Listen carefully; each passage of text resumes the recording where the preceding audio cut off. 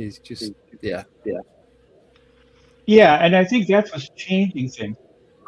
Just out of curiosity, what do you think about robotics? We seem to be on the verge of having them now. I mean, I do have a robot vacuum cleaner.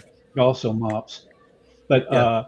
when it chooses to operate. But when you, well, it's fixed now. It had a little problem, but they do seem to have a software glitch sometimes. But Yeah. and I wonder if the universe is the same way. Do we have software glitches? You were talking about seeing the what look like molecules in the air. I mean, Yeah. how about the rest of you guys? Have you had any glitches that you can think of or talk about that you personally Before you experienced? answer, I'm going to bring the next guest on. Is that okay? So it's the one and only Miss Heidi Pop. Hello, Hi. welcome. You Hi. made it. Greetings. Better late than never. Hello. Thank you for coming on. Heidi, meet Joe, meet Rob, meet Nick. Hiya. How do you do? Nice to to meet find you. viewers. Hello from across the pond. Where across the pond are you? I'm in Wisconsin now. Oh, Yes, right on the thumb. I'm in a major UFO hotspot. And I just got here January. I was 26 years Los Angeles, so big change. oh, I was San Diego. Used to go to LA Okay. all the time. Yeah. There you go. I used I to left date somebody in Wisconsin. We're a little smoky right now. I left all the fires in Southern California for the fires in Wisconsin. The smoke. We don't have the smoke down here. We're in North Carolina. So, Okay. oh, cats. 4 cats on the bed now. Their numbers are, well, 5 actually. There's one on top of my planet. But I think they're fomenting a rebellion or something. But yeah, we were talking about. Well, first of all, may I ask you what your background in UFOs are? What is it you have investigated or do? Well, I feel I'm an experiencer as a kid, and so's my mom. And I've had those kind of tales. So I've been fascinated. And now having moved back here, I really haven't gotten much into it yet, but I'm trying to find my people because everyone kind You of have knew the LA me. accent. You're definitely the LA accent. Californians are fast talkers. I'm one of them. But, Oh yeah. yes, I'll slow down. I gotta slow down. I got a little And excited. in North Carolina, everyone talks about half speed to what I talk. So, but it's nice down here. Although we don't have any smoke from the fires. It's gotten as far south as Virginia and maybe a little over by Raleigh. But I'm in the middle of the state. We don't seem to have it here yet. Okay, If we're good. going to get it at all with the prevailing Right. currents. But yeah, we're kind of lucky that way so far.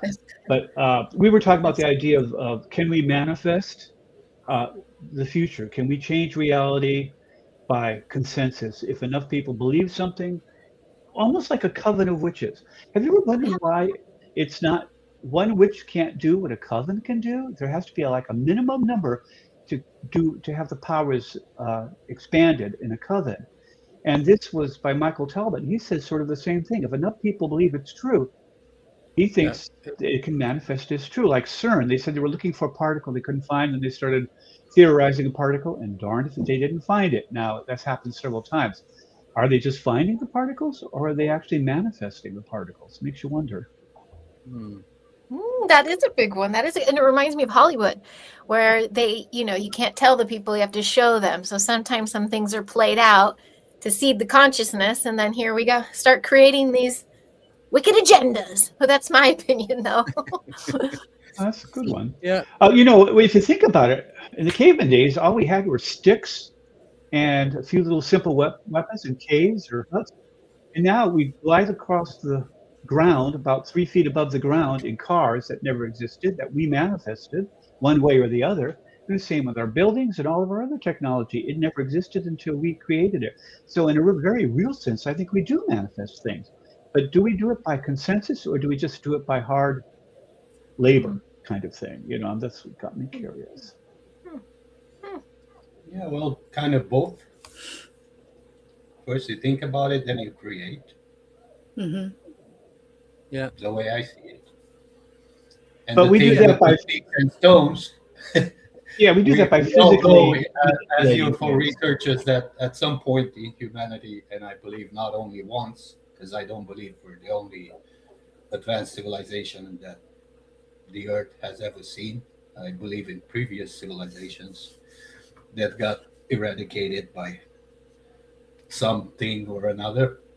But yeah, there's evidence all over the place in our DNA that he was modified to be the way it is. Oh, wait a minute. Now you said evidence all over the place. Where is this evidence? In the DNA. Yes. Where is this evidence? From the Anunnaki? scientists that are researching the evolution of men from the Neanderthals and even before that, they all found that there's a gap that they can't explain, the step of evolution that skipped a bit, if you want. So we went from a certain point of evolution, we skipped a step and got into another one.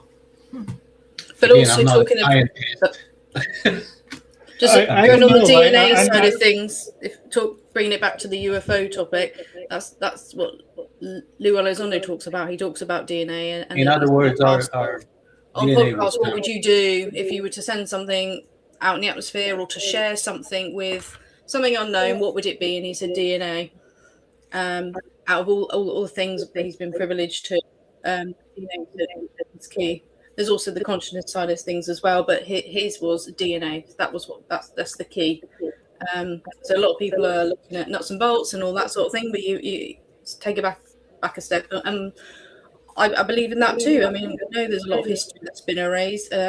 I've been to Italy this year. I've been to Pompeii and Herculaneum. 79 AD, they were so vast. Their frescoes were amazing. And then what we've got in this country that we deem to be precious, old and advanced, their frescoes in 79 AD were insane, amazing. And the mosaic, the way they were living, and we were still in mud huts in the UK. So there's advanced civilization with them. You know, they were doing drains and they were thinking about things in a way that we took some time to catch up on. You think before all that as well, before say there's been erasure of civilizations. We have been advanced before, and have we manifested it back? Have we had a reset? That's the key. We know what we're capable of, and maybe we're trying to get back where we could have been, should have been, but it has accelerated as well in the last 100 odd years or so, extensively. But DNA, people didn't communicate with Wi-Fi, they didn't need internet. All around the whole world, pyramids are being made, but then there was only supposed to be a handful of people in the world at the time, but yet they've managed to travel around the world and build these amazing things. And you think, we've always assumed you have to have a mechanical means of travel as well, but go back to how it was before to understand now. We think we need technology now for things, but how are people communicating? Building the stone circles around here, around the world. You know, think of Peru, pyramids, all of that. It's all there. But we were always told, there wasn't many people on the planet then. In fact, people didn't know these countries, or say America, didn't exist, did it? Apparently. But hang on, there's colonies there, there's civilization there, there's your tribes there. Same for Africa and that. But that is the problem. You've got to play the narrative, told a new story, a new history. But people were there. There's evidence there that people were there when we were told, nobody was there then. We're the first to discover it. So that's kind of where I am. I know we mentioned DNA, but I'm just thinking how advanced people were, our ancestors were. If they were allowed to keep developing, where would we be now? Would we be technological? Would we need it? Would we still be telepathic? Would we be remote viewing? Would we be astral traveling? Would we need technology to travel? Is this why our DNA has been capped? Because it's like Joe was saying, it's proof that the DNA's got a capping device on it. So is that why that's been put on there, to stop us from evolving anymore, or to control the evolution if we do evolve? I don't know. I've studied DNA pretty intensely. There is a lot of junk DNA, so it could be hiding in there, but I see no evidence for a gap. I mean, they just discovered that 500,000 years ago, one human species was built using wood to build structures long before we thought anything like that could be possible or practical. We thought it was maybe at the most 40,000 years ago. But this information comes from 500,000 years ago. So we have been around a long time. My only problem was the ancient civilizations, and I wrote a book about that too. I do think there was an ancient worldwide civilization, but I'm not sure how advanced it was or in what way. I mean, 3,000 years ago, the Egyptians were barging things up and down the Nile. People were sailing. The Nordic peoples were coming into the Mediterranean to Tyre and to Alexandria. So we had travel capabilities even 3,000 years ago. And the first things humans would learn to use are wood and rock and things like that, because that's what you got. That's what you work with. So I can understand them carving great structures out of stone. Whether or not they could use some special technological means to do that, I honestly don't know. I think there's some evidence to support that, but there's a lot missing that way too. We just don't know yet. And as for a gap in our DNA, I don't know where this gap would be.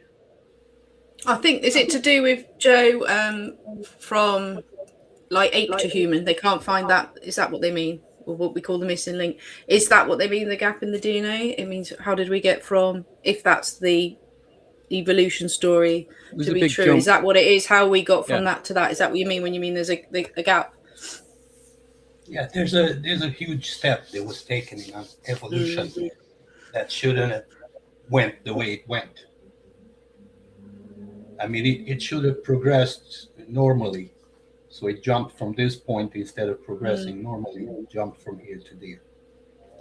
Well, humans have been around, not Homo sapien, but humans of some species have been around for almost 3 million years, about 2.5, something like that, million years. So that's plenty of time to evolve. I'm talking about the modern Homo sapiens. Well, they coexisted with Neanderthals, who were also quite intelligent and had fire and tools. Well, my argument on this is, with evolution, once the next stage of evolution is there, doesn't the previous one die out? So if we did evolve from apes, why are there still apes? Why is there still the trail left behind where they shouldn't be? It should just well, there's where the altar is. That's an altar, isn't it? That's why it's not. I mean, that's a switch. There's an alteration, yeah. With all that another background is teaching, but like a very Rudolf Steiner hippy dippy teaching, and ancient civilizations was my favorite. But what I notice in delivering that information to kids, you see how in certain education models history is rewritten. But when you open all the books and you look at the ancients, to bring back the paranormal, every civilization has a story of kind of the paranormal, it seems. Oh, absolutely. The sky people, the inner earth people, they're all there.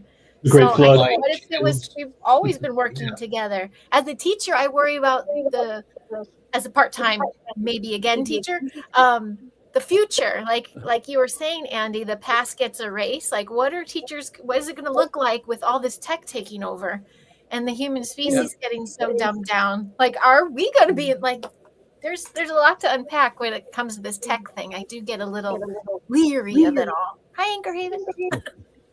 Yeah, well, they've done it before with the Babylon Tower.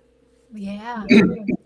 Where they mix their languages and whatever to make them not understand each other because they're getting too advanced at the time. But that is a religious old text that says that. Yeah. But that's not in science. It's not the science because it's in a book. I see Bible like a history book. Not today's Bible. Today's Bible has been doctored. Oh yeah. And how many texts and books have we not seen? There's lots of things that have been taken out of it, and we know. Well, look at is it Alexander the Great library that got burnt to the ground with all the information in there, all the books that are supposedly hidden in the Vatican, in the miles and miles of underground tunnels. But then you've got, when did science actually become science? Late Middle Ages, early modern times it began. So I would say 18th century, the Age of Enlightenment, is when we actually began to use the scientific method. By the way, what grade did you teach or teach? When I was looping with the kids, I started with them outside in 3rd and then 4th and 5th. So 5th ancient civilization. I'm 5th grade. I taught 5th grade. Oh, nice. Beautiful. Yeah, interesting. It was a homeschool learning center in LA. So we kind of, we were under our own radar. So it was all about mythology at that age. And, the creation stories were 3rd grade and the building and skill sets. And then we went into Norse, which was fascinating. And then into, I kind of grew with the kids and was learning alongside them. The thing is, it's what you touched on as well, Heidi, in teaching. I was in the standard teaching system that you have in the UK. There's some questions kids come out with, myself, that teachers can't answer. And it's just the curiosity when you're learning about history. It's like, what happened with these people? Where did that go? I don't know. And that's the sad thing, is because you've got curious minds there and they're held back and they're naturally looking in the right direction. Their intuition's correct. They're asking people that they believe, to know and be their life teachers, and they can't answer those questions. So, that's the sad thing. They know there's gaps. There's gaps when you're learning about things. You're like, okay, then, and and moving along, and it's a bit sad, really, because in schools you do topics and you move on, and you can be thoroughly enjoying something. It's like, right, we're done now. We're moving on to this topic. It's like, Can I just stop us 1 minute? Sorry, Heidi, you've got an echo. I was trying to work out who it's coming from. It was a nickname. I've done what I can on this side, but people in the chat are commenting. So it could be your audio settings on StreamYard. Okay, on StreamYard ones, let me check. I go through mine again. So I have altered everything to noise cancellation. Yeah, I got echo cancellation, automatic adjust. So if you go on, click on audio. Oh goodness, I'm on the wrong microphone. How's that? 1, 2. Nickname, talk. Hello. Not here right now. I'm gonna talk about kids. No, now we've all got echo. Oh, geez. 1 minute. The joys of this is not the alien tech that I would choose, by the way.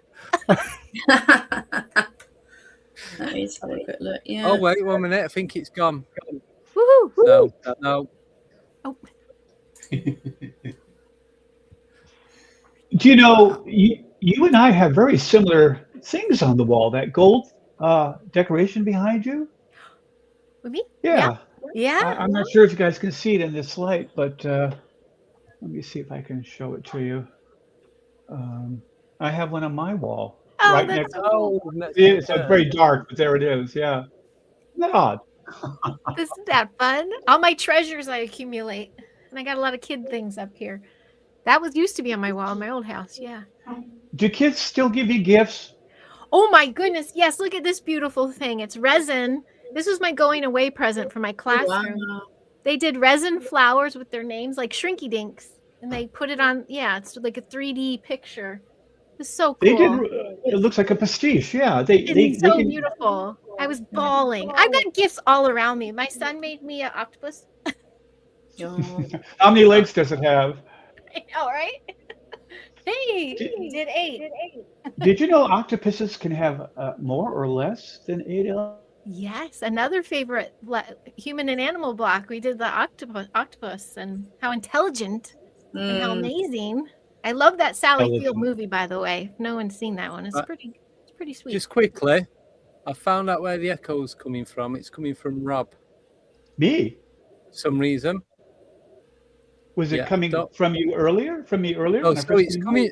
So it's Heidi's voice, but when Heidi was talking, I muted your mic and it stopped. Dope. So, do you hear it right now?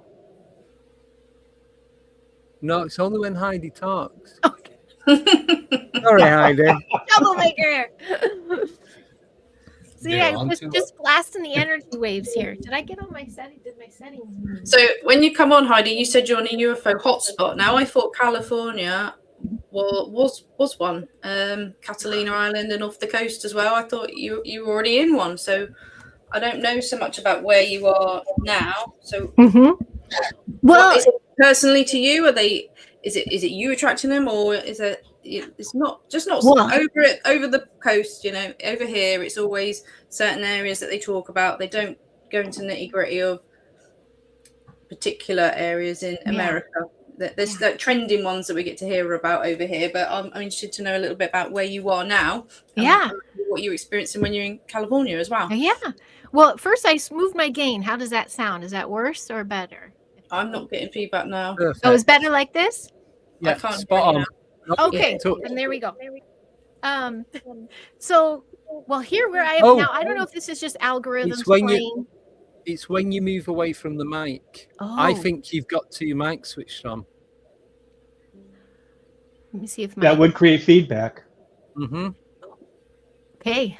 Dang it! How did I? Are you streaming to your YouTube? I am.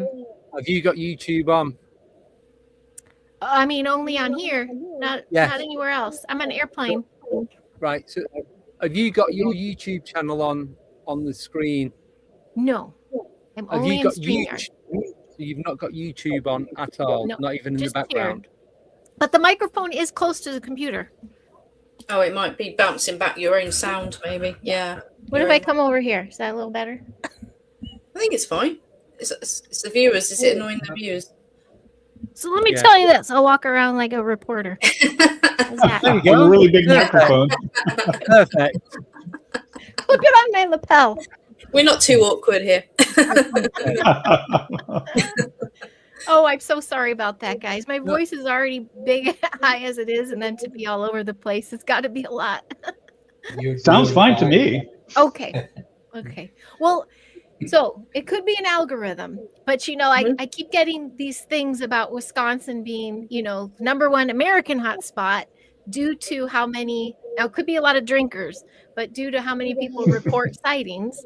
But there are a couple towns, Elmwood in particular, which is further west. They have a parade coming up. It's every year. They have all the residents in town talk about it, about their generational families have had experience in town. And what they come to find out is some of the minerals in the land there are unlike anything in the country. You find them in the ocean floors, and it's like, how are they there in the middle of this town? And so these old school farmers, generational stories are like, yeah, ships land, they collect soil samples, and they take off. And so that's going on here. The peninsula that I'm on, back in the 40s or 50s, there, more stories of ships running along the peninsula there, but also the original people of MUFON, the Lorenzos, forgive me if I get that wrong. Kim and they're right here in my town in Sturgeon Bay. They were the original, APRO was the original name, the Aerial Phenomena Research Organization. And then in the I guess 70s, they moved to Arizona, and that's when they became MUFON. And then the groups divided, but it was kind of an original hub because they were having so much experience. They were trying to find other people that were having these kinds of experiences. So that's like 3 blocks over their original house. And then, for me and my mom had a lot of contact on the water because we have water on both sides. We're in Lake Michigan, which to me, a lot of activity under Lake Michigan, a lot of weird anomalies and things. There's also, I feel a military presence. So that's when the stories get twisted, in my opinion, because any human military involvement, I don't know, you've got a little dark up here for some people. Even when I was young, it was, the shadow people and sleep paralysis and white lightning in my room and all this crazy stuff. My mom had loss of time. She thought there was a hybrid program involvement. She saw figures all the time. And there's generations, but then there's just the rando person and who's like, I think I saw some interesting lights over the water. I was talking to them in my mind's eye and they were dancing or doing what I was asking it to do, and they take off. And then everybody's always like, were you drunk? Because it's a big drinking area and we don't drink very much. And these people, especially my mom's like, no, like I asked to see and there it was. So when it got dark for me, my mom's like, say you're not ready and like put your, shields up and, just say you're not ready for it. And now that I'm back, I'm like, okay, where are you? Let's try again. And does it feel different from where you've been living to? Does it feel like home and back? Is the energy different, or? Yes, it's a very much lower frequency. Okay. I know landing in LA several times, I was there 26 years. I was in the Valley, but then the last 3, I was up in Santa Clarita, which is still LA, but very family, much more, manufactured area homes, but you're surrounded by the mountains. It's like, I don't know, it just felt more grounding. But then we came here and we all started deep sleep, like much lower frequency, a lot less cell towers, a lot more natural. And so all our bodies are resting. We've been resting a lot. And then we had those crazy blizzards come and everything. So, but I guess I'm getting my body ready to try to make contact. I'm not sure. But at the same time, I'm really into the nature call. We do have incredible resources here. Some that are coveted, especially at the tip. So Wisconsin, is like a glove, and I'm like up here. At the very tip, there's a little island. They still find a lot of Viking relics and things. Even though it's Lake Michigan, there's waterways that can come in from the oceans. The clearest water, old like pagan buildings. Like it's a very interesting island, and a lot of contact out there, they say. So, but as far as Wisconsin, there's a couple towns that they kind of have billboards, like they're kind of known for, just come check out a couple ships. And so it's like common, I guess, or normalized. Well, like you said about minerals as well, especially if they liken to under the ocean, because we know about USOs and that sort of thing. And I guess sometimes people don't associate with them coming to the land for sea minerals from the land. We think of it because they need something from the land or soil from the land. A lot of humanoid beings are seen collecting samples, and vessels are overland. But have they ever considered that likens to the sea, so they don't need to get it from the sea? Or are they farming it there in Wisconsin? Is it always going to be there? And it's something else to consider, isn't it? Because we always think there's something different, because that's the way a human mind works. They want soil, they want something from the land, or they want something from the sea. But when you've got something maybe that's normally on the land that's under the sea as well, it can work both ways. Didn't we talk about this and in the previous show? And someone was saying it's salt in the sea that they're after. Not with me, but wait, what was that? Sorry. I was reading Laser's thing about getting my mic close to there. So what was that? So they can fill their boots. Oh, right. I know what. Have you got speakers either side of your monitor? So it must be all that. I'm in my headphones. I'm usually in headphones, aren't I? That's no, I did think that. I think what is the mic's next to the speaker, so as you're talking, it's bouncing back out the speakers and coming back through I'm the going to mic. mute myself and yell to my kid to bring me some headphones. 1 second. No, so what I was saying is someone mentioned about the reason that they wanted is going into the oceans, and that is to do with the salt content. No, the Great Lakes aren't salt at all. They're fresh water. Yeah. You don't know. I mean, there's so much salt in the ocean, isn't there? I don't know. I wouldn't. I don't know. It's just what. They do take water. But lakes as well. That's classic. Ingo Swan, one of the third things that was taken to sea, wasn't it? Was a object over water, sucking up water, and so that's quite classic for people to see that. But different types of water. But like we were saying before about when Mark was on about taking different species of animals as well, not just humans, but cattle and just general animals. Yeah. So maybe they're not just taking the water; they're taking whatever is living in that water. Whether not just the fish, but it could be like the microbacteria or the algae or like the plants. Yeah, it could be a mixture of literally everything. Yeah, we assume it could be the water if they're in the water, but then like you said, there's something underneath that. But minerals, I think there's something with minerals and underground as well. Minerals underground.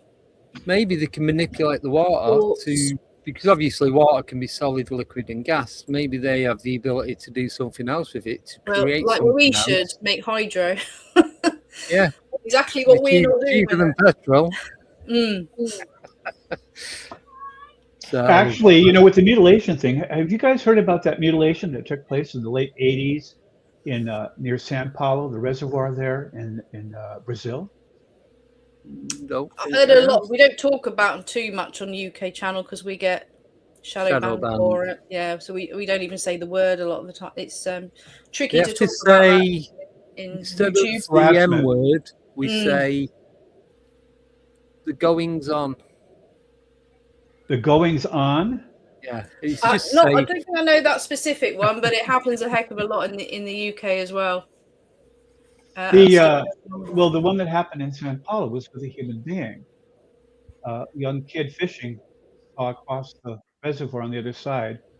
He decided to go fishing over there, and he did, and he found the body of a man, and the body had been subject to a lot of goings on, including removal of the eyes, the tongue, the rectum, and the genitals, and all the soft organ tissue. Yeah, don't be specific. And also the blood, stream will get cut. and there were no marks except tiny little pinholes underneath the armpits and one in the groin, I believe.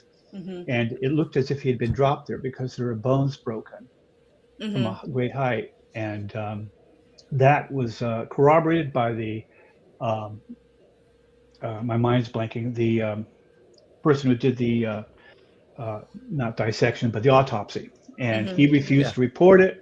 And finally, about 3 years later, in the early 1990s, he came out and showed photos and discussed everything. And so it isn't just animals that are subject to these goings on. No, I know that. Yeah. Well, you've reminded me of the chap that was found on top of the coal that looked like he would drop. Oh, we can hear you now. I can't hear anybody. Oh, good. Oh, good. Look at these. Oh no, bless her. Oh, but I can't hear you all now. What did I do? Here, I'm gonna leave and come back. 1 second. Okay. Bless her. She's got so many headphones. She's got generations of headphones here, Annie. I just want to see what she comes with next. Bless her. It was a Polish guy near. That's it. It was an old, when you say the name. Todmorden, Adamski. Yeah. Yep.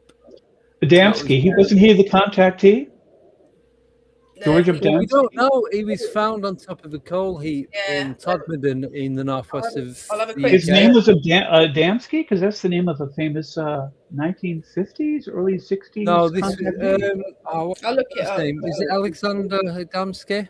I know Darren or Simon, if they're in the chat, they'll know exactly who I'm talking about. Yeah, he was Adamski, another Adamski. Yeah, there is the UFO case. He was going to a wedding of a family member of his wife. Zygmunt Adamski was his name. Oh, was it? Mm-hmm.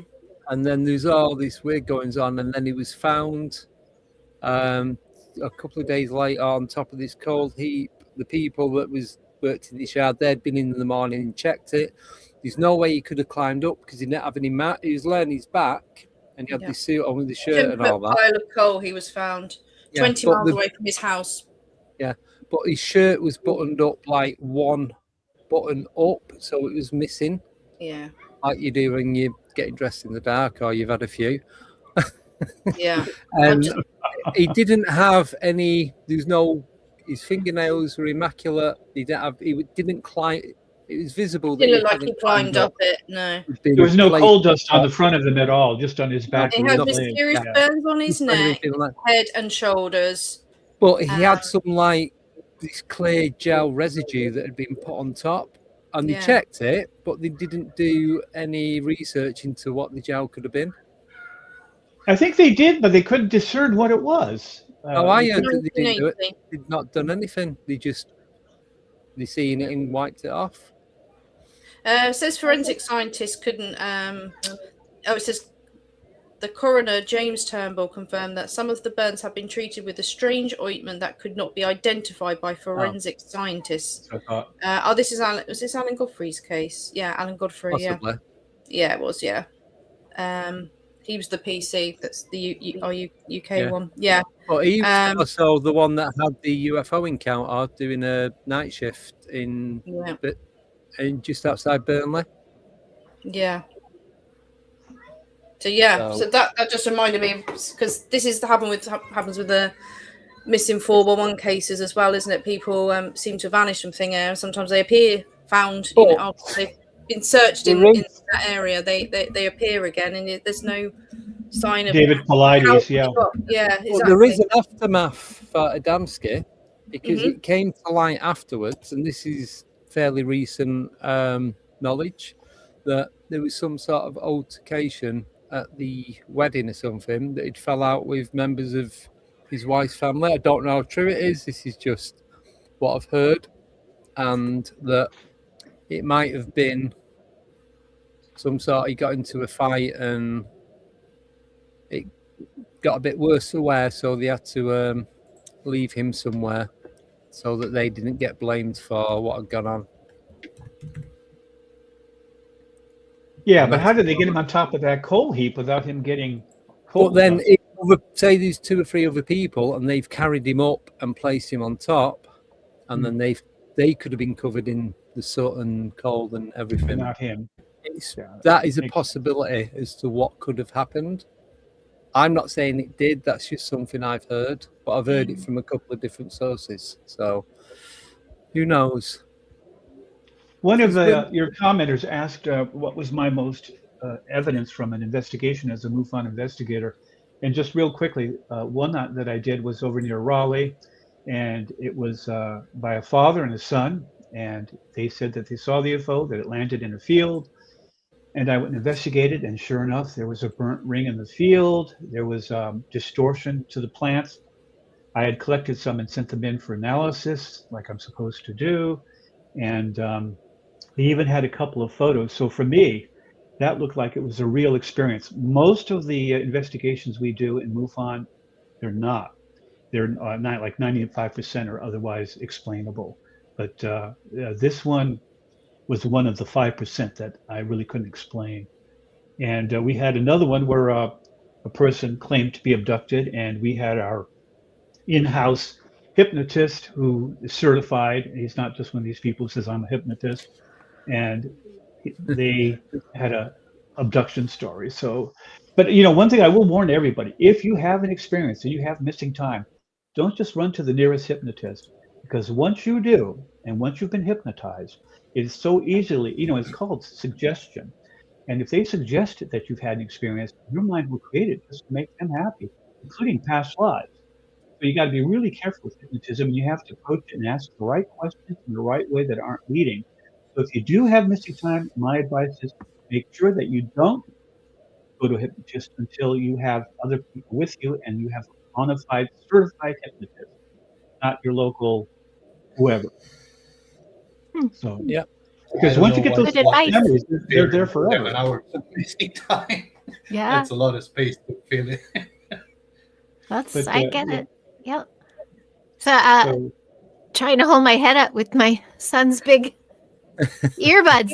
Hi, Aaron. So are you familiar with Jim and Carol Lorenzen? I get that right. Aaron Moriarty and I try. He's in the chat here. He lives up here too. We were looking for the original MUFON place or APRO place. Are you familiar with them? The Jim and Carol Lorenzen? Are you talking to me? Oh, yes. Sorry. Mr. MUFON. No, I'm not. I came into MUFON much later. In fact, I came in on the tail end, as I like to call it. My state director and I were good friends, and she got me into it. Gotcha. She's the state director of MUFON. But at that point, they were already padding the governing body with different people, new blood, and some of the new blood. See, to me, it's collecting data and it's evidence. I want hard evidence. I want to kick the tires of a UFO.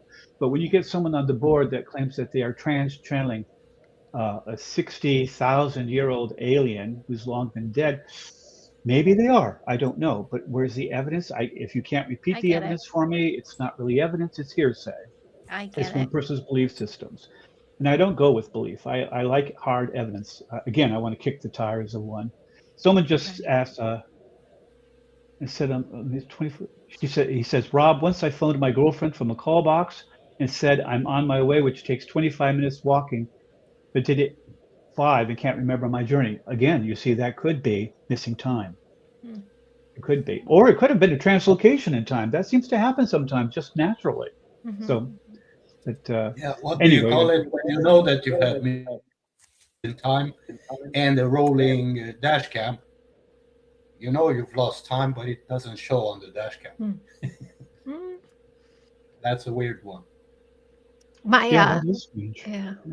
Was there any kind of gap, maybe like static or something in places? Yeah, it was like a 45 minutes gap. Oh I was wow! in France. I took the wrong turn and I ended up at the same gas station. I know it was supposed to take like 45 minutes because it was a long way back to get back to the point where I was supposed to exit. And I felt it was a bit funny because I've gotten there like too fast. So I looked at the, yeah, I was there 45 minutes earlier than I was supposed to be. So I had the dash cam rolling and the laptop in the back of my trunk. So I took the laptop and the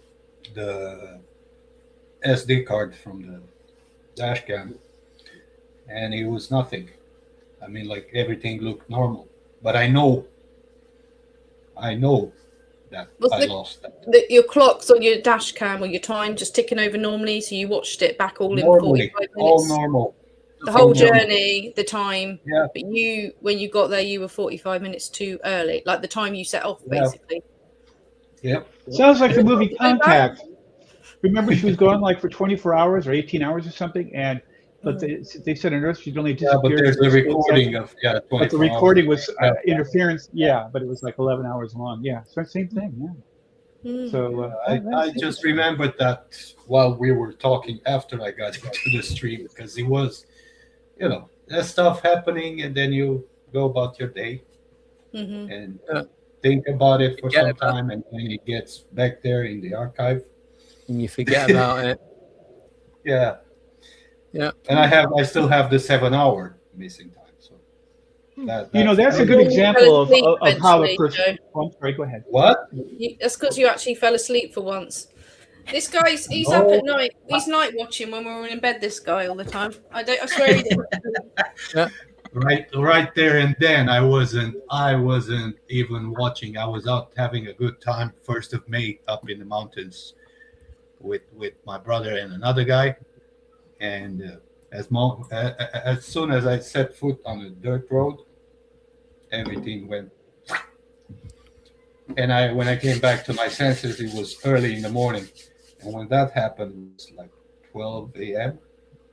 at night. Still in the mountains, same place or somewhere different? When the movie got cut, I was stepping on the road. It all went black. When I came back to my senses, it was the crack of dawn, and I was sure that I was going to my grandma's. But the problem is I was in the northern part of Transylvania, and my grandma's was in the south part of Romania. So I was in the wrong place, but I was convinced that I was there. And looking at the scenery, I thought I took around the wrong turn, and I went back to find the right trail. And I kept going back for hours and hours because it was like, as I find out, I've compiled a Google Earth map with where I ended up with a red line on it. And it's about like a straight line from point A to point B. It's about 8 kilometers, but the trail goes like, turns and turns and turns. And it's over 2 mountain ridges. So, and I don't know how I got there. Wow. And not where you wanted to be either. When you come around, you was like, I didn't feel like I was not. I mean, when I came to my senses, I was sure 100% that I was on my way to my grandma's. Right. Because it was the same, a wooded area and lots of trails. We got lost many times. You wasn't in the direction you wanted to be. What? Was you not anywhere in the direction that you wanted to be? Was you completely somewhere else as well? No, I didn't. I was supposed to be by my tent, but I went up to that dirt road to take a leak because but it was still visible because there was a fireplace, a big one, like 6 meters in diameter. Like we used to have them, a real fireplace just in case it started raining, so you still have some fire going. Yeah. It was illuminating the whole area. So when you traveled back to where you wanted to be, how difficult or how long did that take you to get back? Because you said it was It over. wasn't really difficult because I'm used to rough terrain. I've started climbing when I was 14, and But not 7-8 hours of missing time would be 7 hours, 8 hours walking back to where you. Yeah, from what I can approximate, because it took me about 1.5 hours to get back, and I didn't even realize where I was until I got to the lake to see the lake from the main road. There was an asphalt road and a forest road that led to the woods, on which I came down. And when I saw the asphalt and a part of the lake, then I realized, oh, I'm not on my way to my grandma's. I'm actually here. And then I remembered the thing as it happened, me stepping on that dirt road and everything going black. And I was like, all right, what the hell happened? And then I went, I couldn't explain it. So if you hadn't changed location, people said, oh, you fainted or you had a medical episode, but because you were on your own, I assume as well. I couldn't have fainted and traveled 10 kilometers from the point where the tent was up to the point where I came back to my senses. It was about 10 kilometers. And you was on your own, was you as well? What? Was you on your own?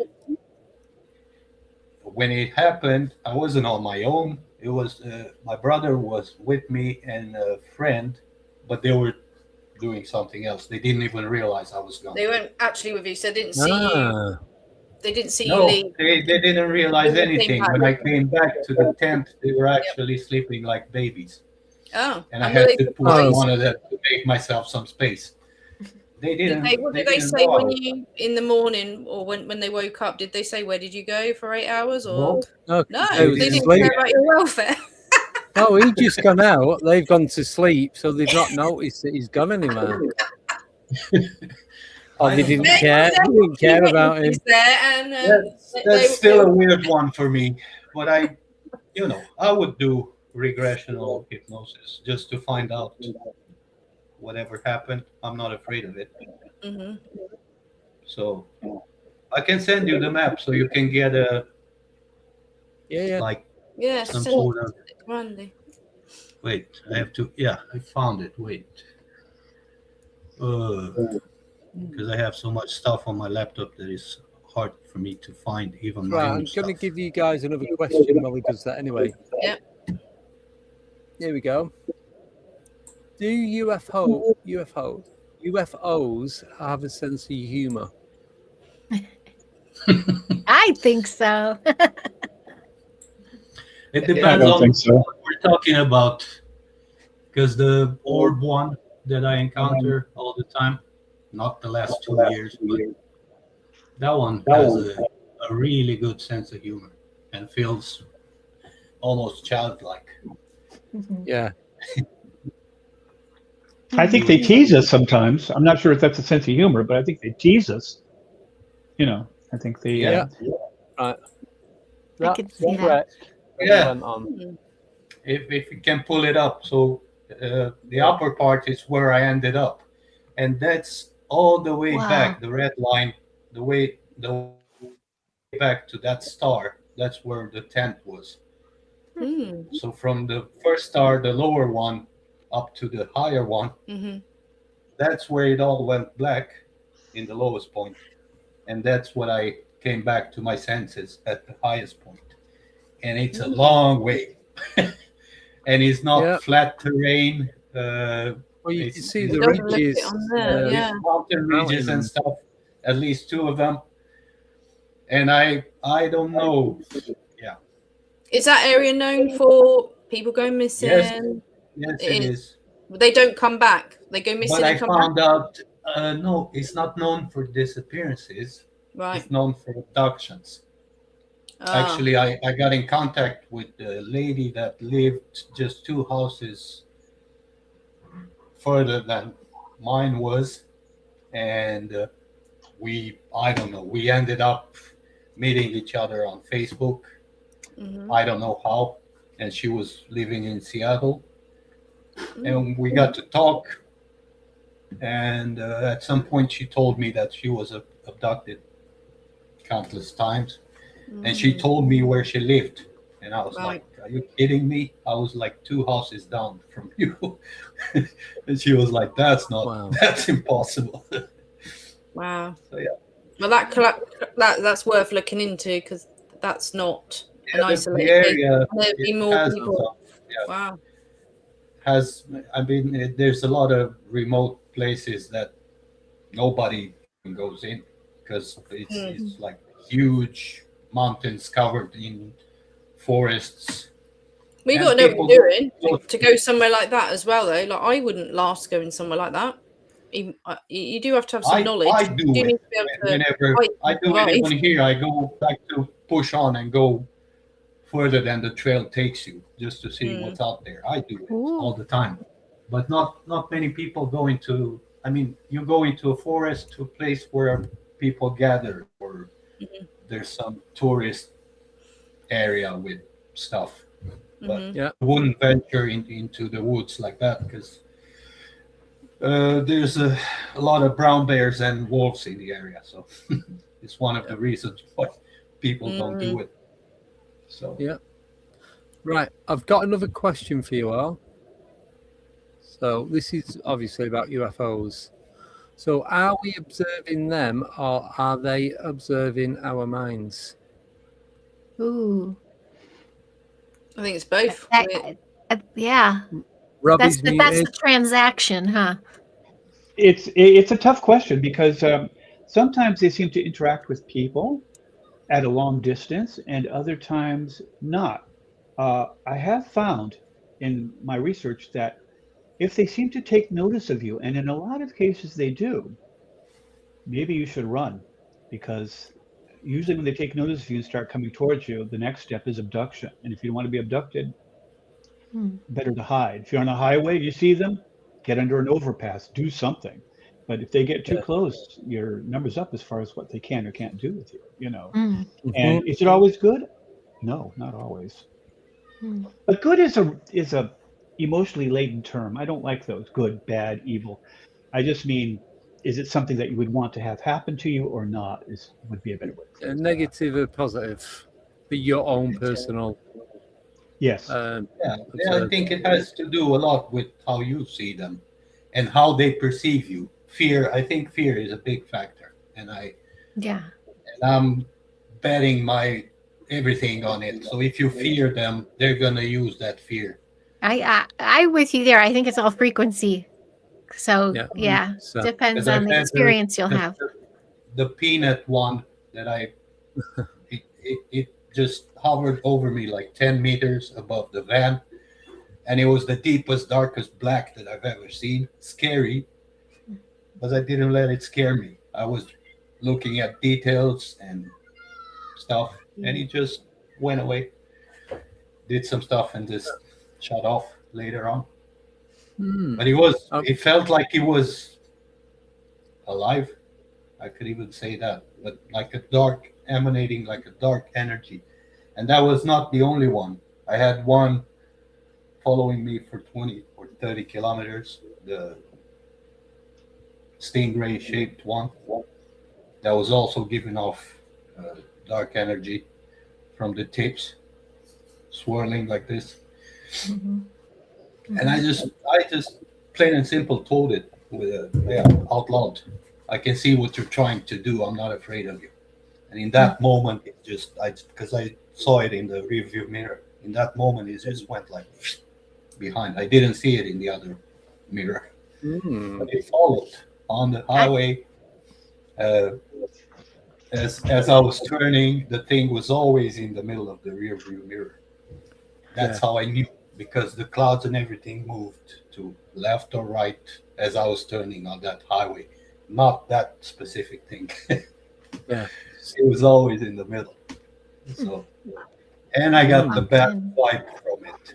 That's why I'm saying, if you keep Well, your I think fear- it differs for different people because a lot of people had neither fear, they just had awe and surprise. And it was still we're all different. Yeah. Otherwise, well, it would some be a 1 million or boring- more have been abducted that didn't want to be abducted. So I kind of err on the side of caution when it comes to UFOs. Yeah. I mean, Okay. I'm not into being probed personally. No, not my thing. Nobody is. No, Yeah, not for me. yeah. Like, Aaron's got another Wisconsin story. He's got a great channel, Truth Quest with Aaron Moriarty, but he saw a silver disc. He had someone with him too that saw it too. So he had, yeah. And hey, Coral.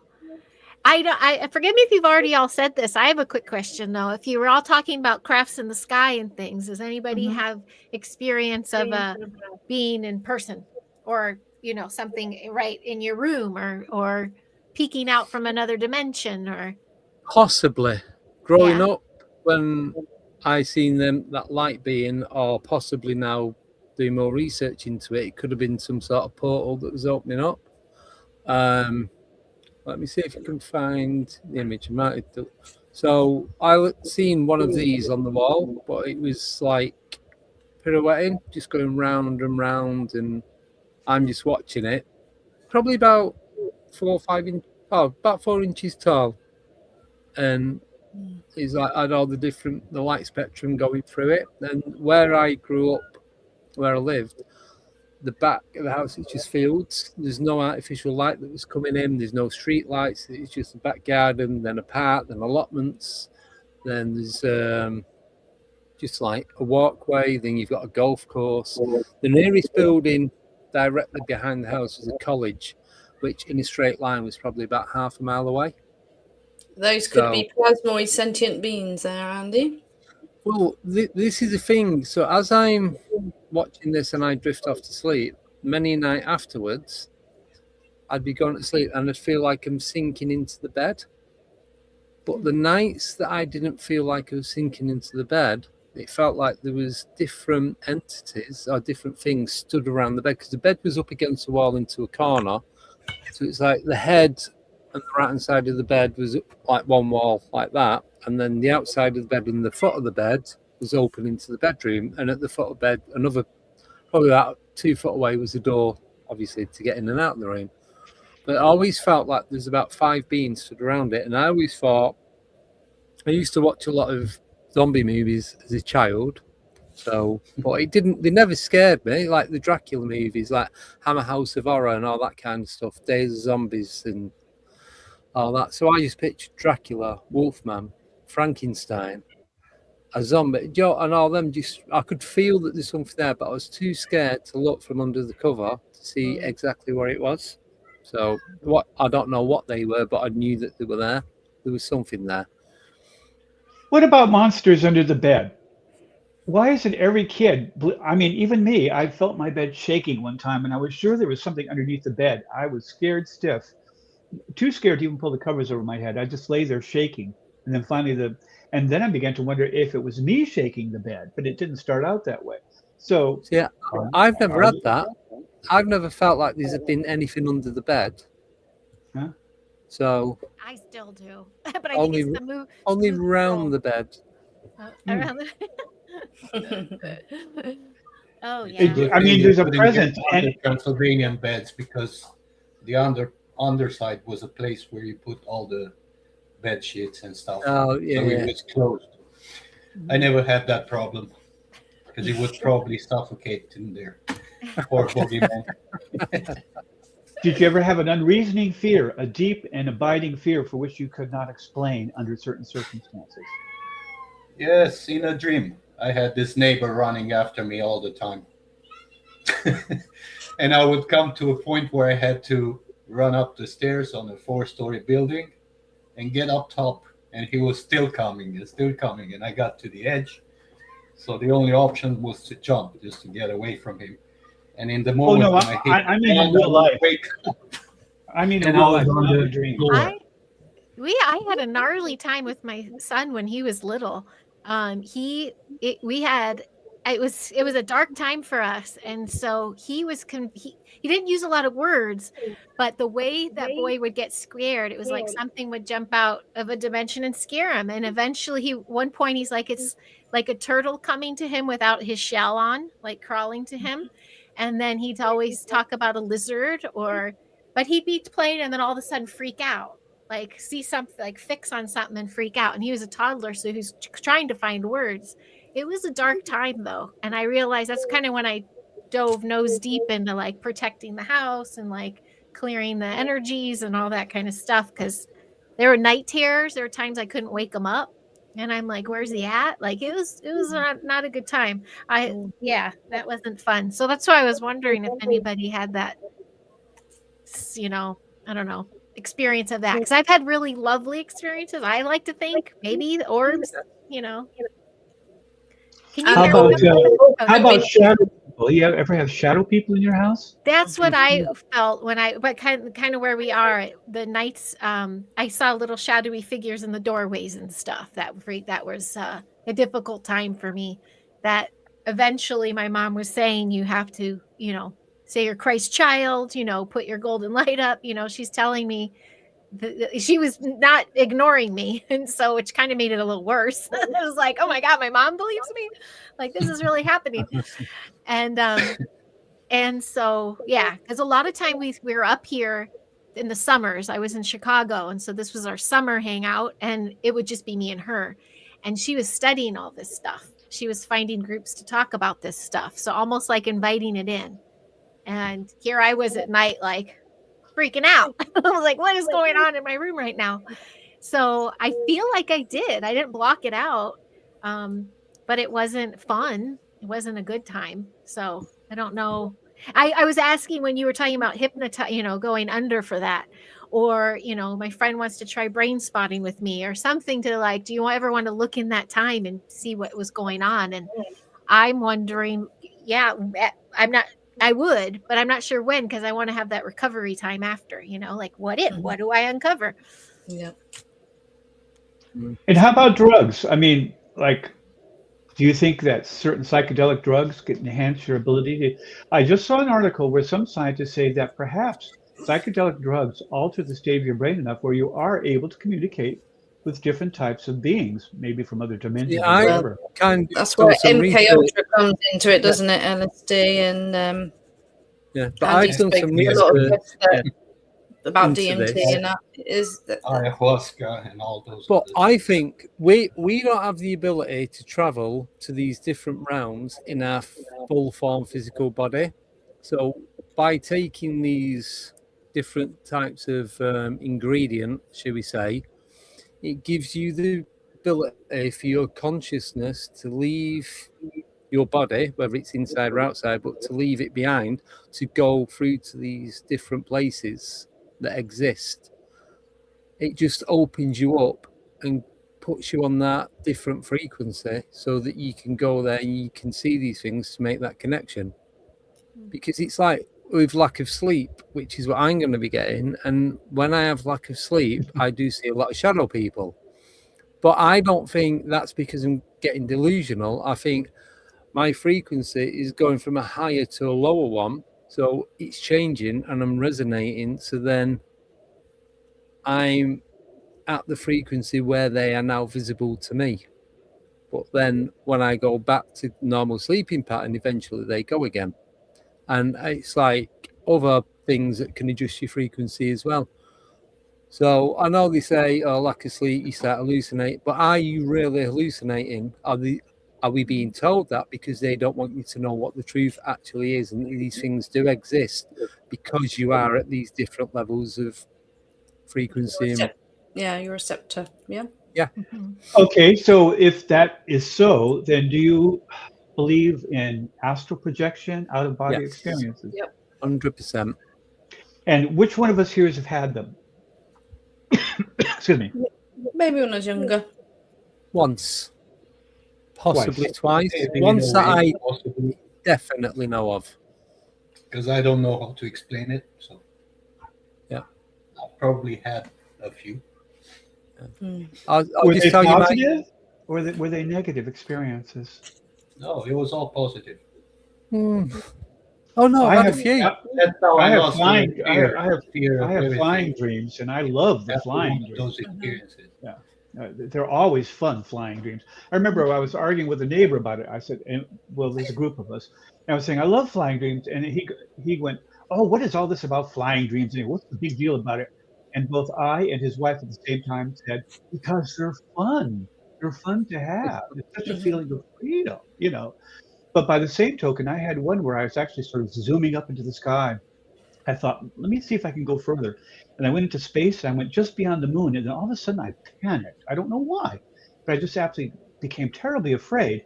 And bang, I was back in my body again, just like that. Now, was it a real experience? I mean, it's really subjective, isn't it? To me, it seemed quite real. I mean, I flew over a countryside about 30 feet above the ground, you know, seeing rooftops and at night by a full moon. Yeah. So I've just got the next guest to come on. So we carry on. I'm going to come offline now. I think I'm going to have to go too because I have to. All right, We're okay. making room for more. I'm going I've to had jump them off for as 3 well. weeks now straight, so Yep. Oh, it's time that's for fine. me to get a little bit of freedom. Yes. Nice to talk to you all. Nice Nice to meet you, Heidi. Nice And to Rob meet as well. you. Keep it going, guys. Well, Keep what it I'll, going, Andy. yeah, what I'll Have a do good time. while you go, And always I'll bring- remember, Oh, always go on. remember, we're all different. And it's a good thing because otherwise the world would be a boring place if we were all the same. And we all have different views and opinions and stuff. I just want to let that out there. No, we appreciate it. Thank you both so much for coming back on twice. Really does help. So I'll see what you I'm going all to later. do, I'm going to play a 1 minute video. I'm going to bring the next guests on and then we'll carry on. Is that all right? I have to stretch because I'm going to fall apart if I don't. Cheers, Joe. Cheers, Nick. Speak to you keep both going soon. off as well. Cheers. Bye-bye. Bye bye. Right, I'm just going to play a. Let me find it. 1 minute 30 video. I'll bring the guests on and then we'll carry on. Okay. Cool. See you very soon.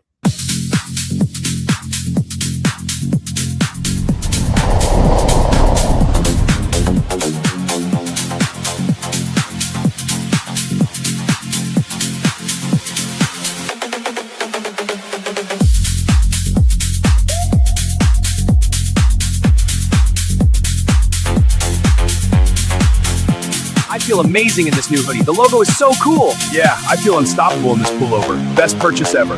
This t-shirt and phone case rock. I feel stylish.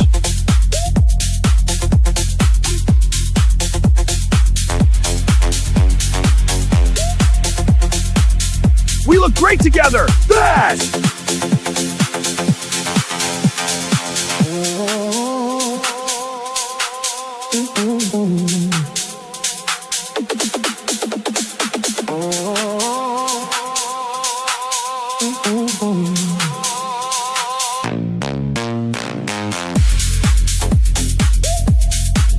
We totally rock this brand.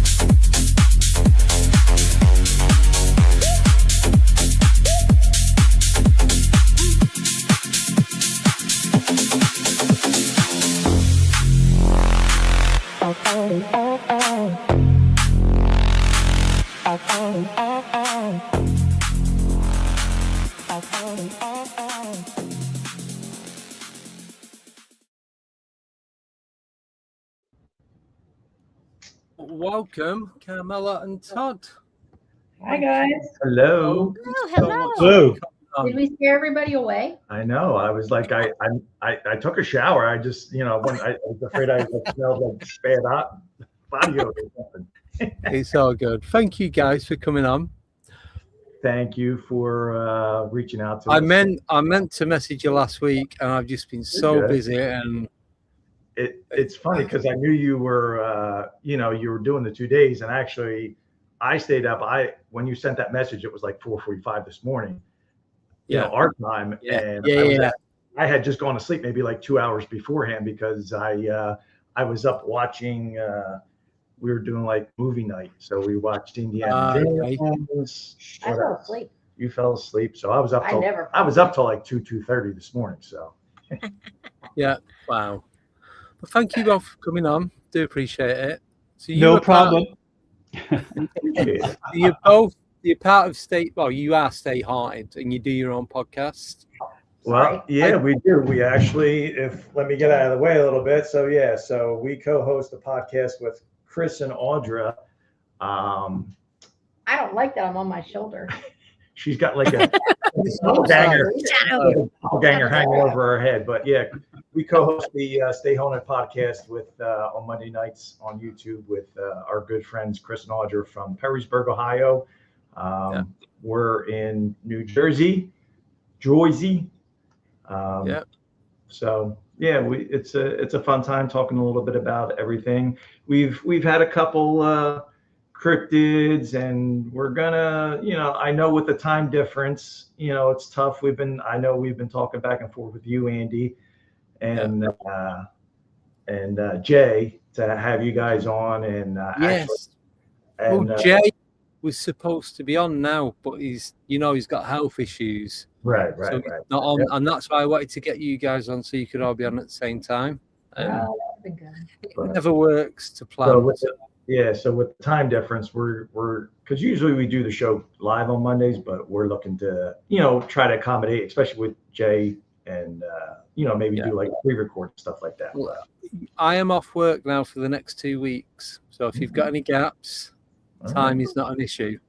Sounds good. He says. Going to Gettysburg? No Gettysburg? No, not this year. I'm going to try and get back over next year. So We're not going either. Yeah, you're not. No, we're just taking it easy this year. So we're actually in 3 weeks. We're actually heading out. We're going to drive out to Ohio to see Chris and Audra and do an investigation with them. Yeah. So we're excited about that. So cool. You ever get over to Wisconsin?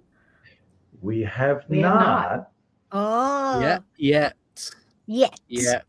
There was So a yet on the back of that.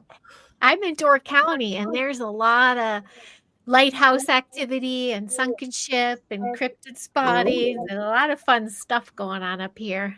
So if you ever make your way, let me know. Yeah. Just How about like- North Carolina? How about North Carolina? We're loaded with all sorts of haunted stuff. Our Actually, mountains here are the oldest in the Rob world. and Heidi, it's nice to meet you. Nice to meet you. Actually, so Rob, what part of North Carolina are you in? Yeah, it's probably a good way to phrase Easy it. for you to say. I'm in the middle of nowhere. I'm right in the center of the state, about 2 hours from the Appalachian Mountains and about the same, a little more from the ocean. So actually, Chris and Audra lived in, they just moved about a little over a year ago. They were in Locust, North Carolina. So Where is that? that Where- is Also in nowhere land. kind of no man's land. It was what, for like, we flew into Charlotte when we visited them. So it's maybe like an hour, 45 minutes From them. to the. Did you guys see the Brown Mountain Lights? Did you go up there and look at those at all? No, I did. I they're amazing. They're amazing. They're real. I thought it was all a hoax or something, but definitely there. But yeah. I just need to show Todd and Carmel something. So this is from when you came over to the UK last year. Oh. Oh, The same bag as. but I did open them last week. I needed a sugar Are you rush. joking? You waited that long? Are So they still good? yes, Have they yes, just they are. So you cannot buy these in the UK, not even through Amazon or anything like that. And when I went to Gettysburg last year, I think you guys were other than Nicole and Sean, were the first people to meet. Yes. So they brought me, give me 2 bags of them. And then when you came over to the UK, because we did Festival of the Unexplained, Right. I was staying in London. So I said, look, if you get the train to Northampton, I can pick you up from the station and then we can all drive up together. So they give me a couple of bags of them. That's the second bag. And that was in, was it September? Yeah, it was September. Yeah. So almost September last year. I only opened these last week. I did check the date and it says December 26th. So it's all good.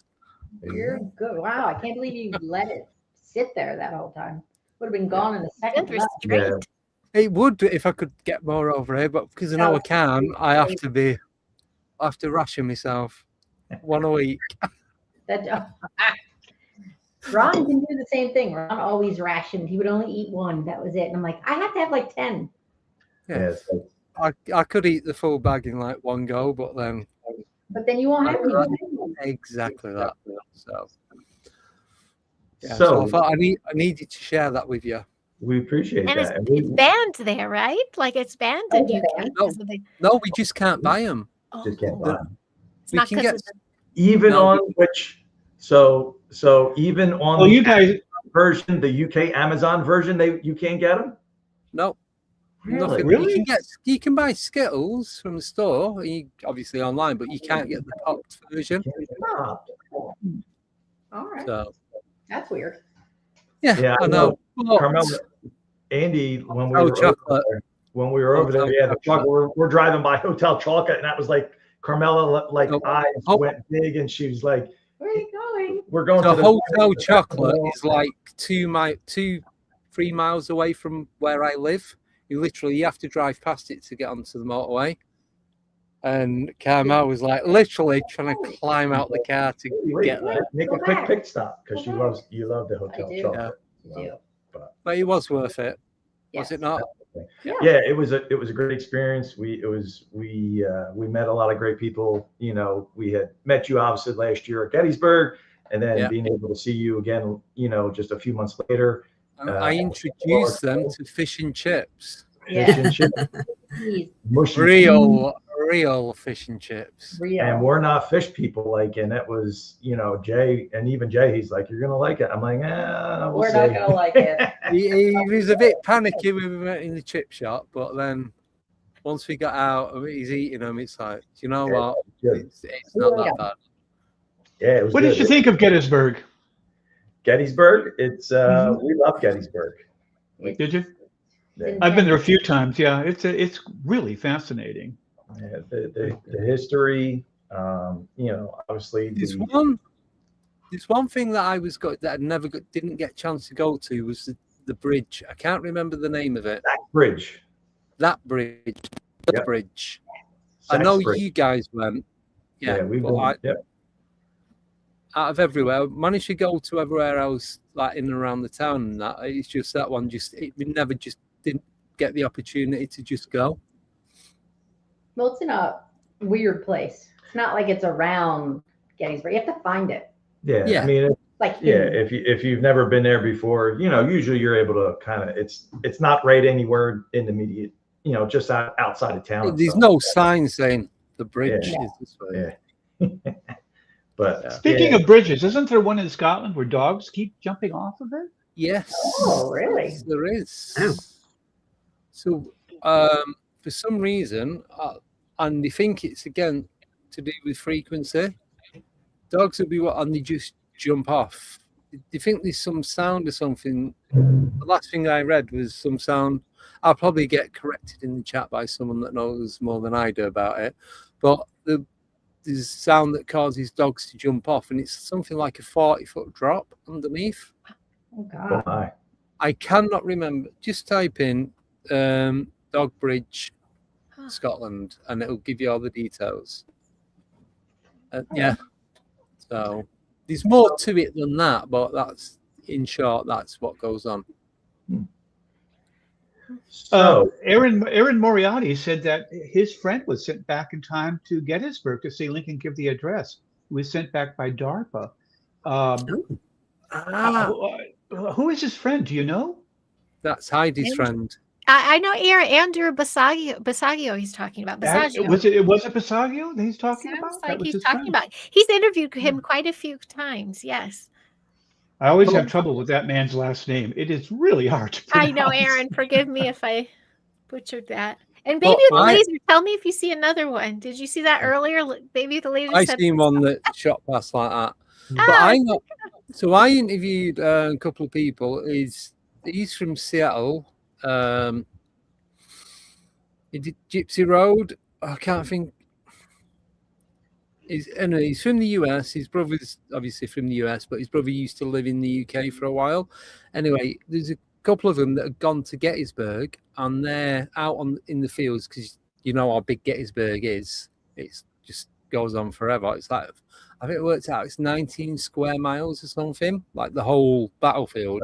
Okay. And they've gone to this particular part, and they're sat with these people that are doing a reenactment, and they're sat there and they're drinking with them. They've got all what looks like authentic stuff. They've got all the uniform on, this, that, and the other. So just have them for a couple of hours, and they go away. They go back the next day, nothing there. No one about Eric. That was it. Eric and Dr. Wu. Right, Eric and Robert Wood. And I think they go back the next day. They've gone there for like 3-4 days. There's no one about. So they go and ask questions, and it's like, no. Because if you do research for Gettysburg, they do not do any reenactments on the battlefield because they don't want it to mess up what's already happened there. So they want to keep it. They don't want any contamination. What he believes had happened, there's some sort of time slip, and they were sat with the actual soldiers. I think there's a Confederate, and they were sat with them at the time, and they were interacting with them like we're all sat here now. You had an experience, right? Was it our first time out there, I think? I think so. Yeah, our first time. We were driving around the battlefield and kind of following the audio tour, and the one section, I forget exactly where it was. I don't remember where it was either, but I just said, oh, look, they're doing a reenactment. Isn't that cute? They have the uniforms on. I'm going on and on. And I look at him, I go, there's no one there, right? I looked at him like, where? like, where are you seeing them? I'm like, I don't see them. Never mind. And the other thing as well, I don't know if anyone knows, but you can't go on there at night. As soon as it's dusk, the park rangers are out, and if you're there, they will find you. Yeah. And you will get arrested. And my question was, but would it not be worth getting arrested to be on there at night? And everyone's like, Andy, no, trust me. America's a bit different to the UK. Yes. You could pretend that you have, hello, Abby, how are you? You could pretend like, I gotta pull over. I'm changing a flat tire, and then just happen to have some paranormal. I could go, I was in London a minute ago. I could get away with it with the accent, couldn't I? And you say some sort of time slip portal. You could try. What's the worst? Try. England has time slips. Bold Street in Liverpool has been known for several decades at least, have had time slips on that street. Yeah. And they don't know why. And also there was one in France, a big one with British tourists, I think 4 of them. Was that at Versailles? Yeah. So I have a question about the whole time slip thing, and I may have asked this question before, not here, but with other people. Yeah. So time slips, deja vu. Do you feel like a deja vu? Like this has happened before? Do you think it's like parallel? Like a time slip. It's a previous or parallel timeline that kind of is coming through. Can I just quickly jump in on this over again? I think it was when Rob was on the other day. I don't know if it was you, Rob, or if it was Priest Robbie. But I was sat there, I was interviewing them, and they were saying something, and I just went all lightheaded, and I knew what the conversation was. I knew what the chat was going to be. Everything about it had happened before. And that lasted about, I just had to just sit there and do nothing. And then I mentioned it during the stream. And it's just one of the weirdest sensations ever, because I've not had that probably that I can recall for about 3-4 years. Yeah. Not that intense to get that full feeling of like, I'm going to pass out. It's like that, not feeling sick. But do you know when you feel that sick, you want to go to sleep? It's like that, but without the sickness. Yeah. It's the only way I can explain it. How about reincarnation? Do any of you believe in reincarnation? Yeah. Do you? Any evidence for it? Like in deja vu or memories that you can't explain? I had memories, and I've ended up in the same place where I departed from, funnily enough, we found out. But yeah, I had memories of what I thought was D-Day landings, basically. Wow. where I didn't make it. But it wasn't. It was Operation Tiger, and it wasn't until we went on a Haunted Devon investigation. And I knew where we were going. It was a Dartmoor night. So the rules on a Dartmoor night is we all meet in a pub in the middle of nowhere, and then we convoy to wherever we're going, and we don't know where we're going. And it was a bit different because we started on Dartmoor, and then we started driving. It was before we got off the moors, and I rang Graham and I went, "We're going to Slapton Sands, aren't we?" And I didn't realize at the time it was the anniversary of Operation Tiger, which was the practice for D-Day landings. And I got there, and it was like I was walking in two different time zones at the same time. So I kind of separated myself from the group because it just felt so weird, and I couldn't really explain it. So I was walking in this time, but I was also walking and remembering and having sensations and feelings from a different time. And what I can remember, and what I remember from a very, very young age, and I used to freak my mom out and go, "This is how I died," as a 4-year-old sort of thing, 4 or 5 years old, which, you know, freaky to say to your mom. Is I remember a pain in my shoulder. I was in this metal container, and there was this big door that went down, and there was water. Handicraft. Yeah, I was coming out of it, and there was this pain in my shoulder, and I hit the water, and I couldn't right myself. I couldn't get my head out of the water, and I drowned basically. And at the end of the investigation, Graham, who was chair of Haunted Devon at the time, basically turned around and said what they did during Operation Tiger, because the Germans attacked during that. There was obviously live rounds going on. There was live fire because it was a practice for D-Day. Is they changed the fact that they put all the ammunition at the front of the soldiers' uniform, because when they fell in the water, they couldn't right themselves, and a lot of them drowned. So I was just sat there, and we were by the tank, and I was just sat there like, I just couldn't believe it. That sounds like a real epiphany. Yeah, I was just like, you know, because I always wondered why I couldn't get my head above the water, and I was afraid of water as a kid. I wouldn't go near the water. It was, my mom had to get me into mermaids basically as a kid to get me to go swimming. So yeah, it was really, really strange. And I ended up living basically in the same place where we were departed from. So I was an American soldier. I remember I lived in Ohio. I had 2 twin boys and a wife. I used to be able to remember names and everything like that, but all that's gone over the years. And I go to this place called Lupton House in Brixham, and they have a 40s night there. I go there for spiritual things. It's become like a little spiritual home. They have a lot of things going on there, courses, healing, workshops, that sort of thing. And that's where the American soldiers were stationed. And when I went there for the first time, I knew there was trenches dug around the back. I knew all different kind of things that I shouldn't have known. And there's a point in Torquay called the Vanishing Point, and you queue there to get the ferry to Brixham. And I've always hated queuing there, and I didn't realize it was the Vanishing Point until a friend pointed out the memorial and the lights on the floor, which basically spell out Morse code. And it's where I would have last departed from before we went to Slapton for Operation Tiger. But the fact that in this life I've ended up in the same town where I departed from before I passed away is really strange. It's almost like it's come full circle. So if anyone else can explain that, that would be brilliant. Just out of curiosity, what pub were you in? You weren't in the little village of Belston on Dartmoor, were you by any chance?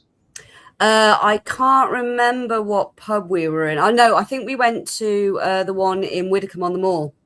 We all met in that pub, and then we convoyed back out. So it was a little bit of a sneaky, tricky one, because we met on Dartmoor and then we went to the South Hams to Slapton.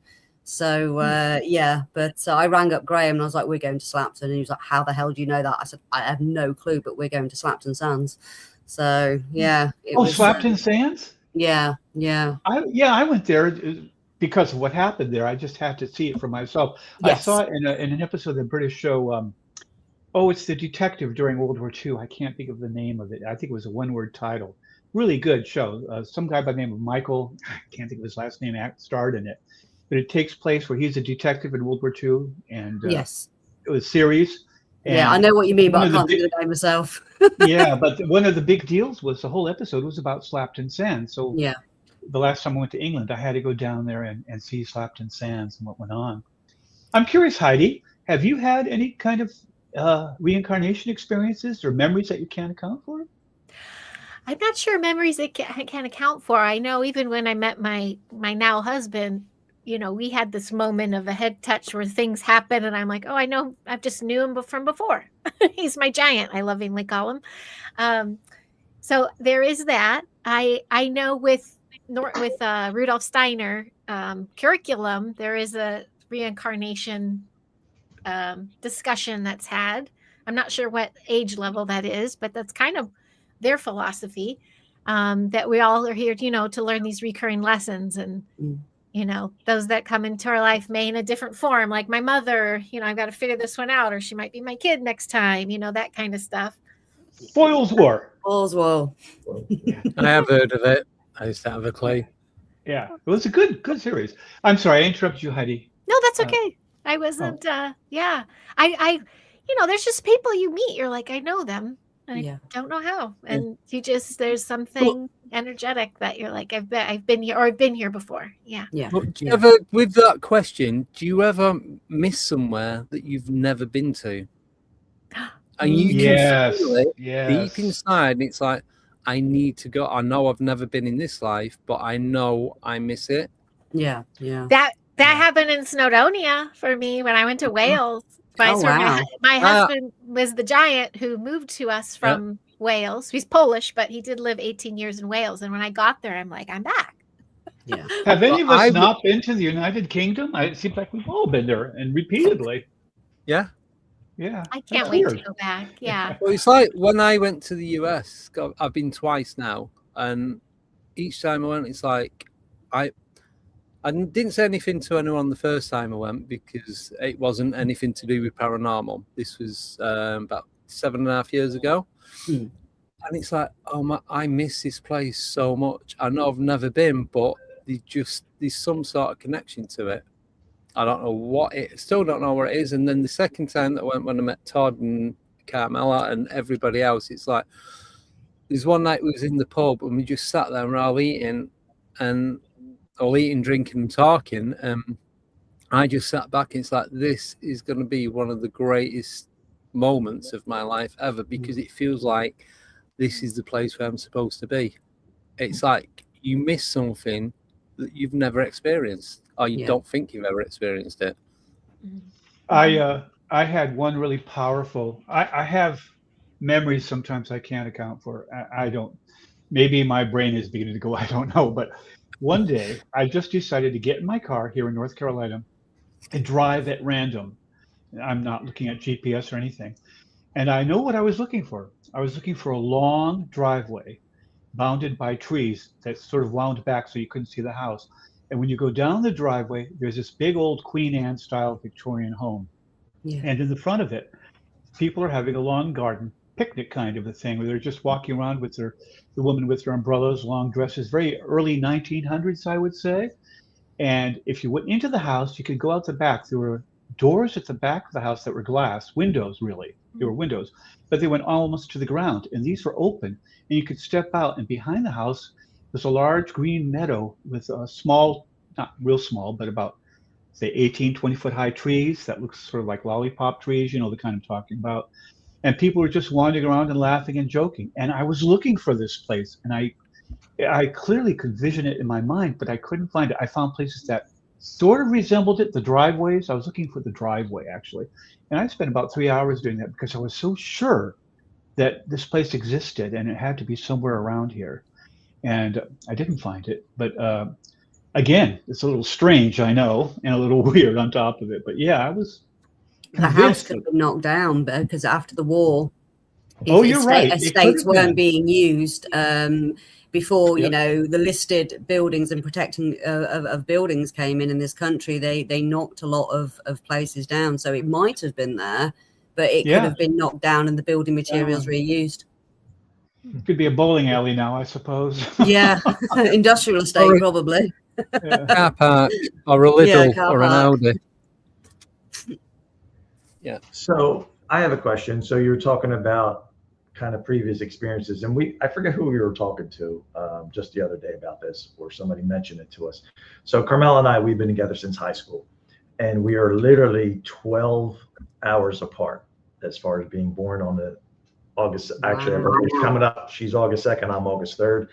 And we, as long as we've been together, we almost finished our sentences. So I don't know if that's, somebody, I forget who the heck it was. Oh, it was Scotty the medium. That's local to Jersey here. And he was like, "Oh, you two may have had, previous past life kind of rejoined up, so to speak, in this life." So it's interesting. Why are there so many sad mediums? I mean, isn't there ever a happy medium?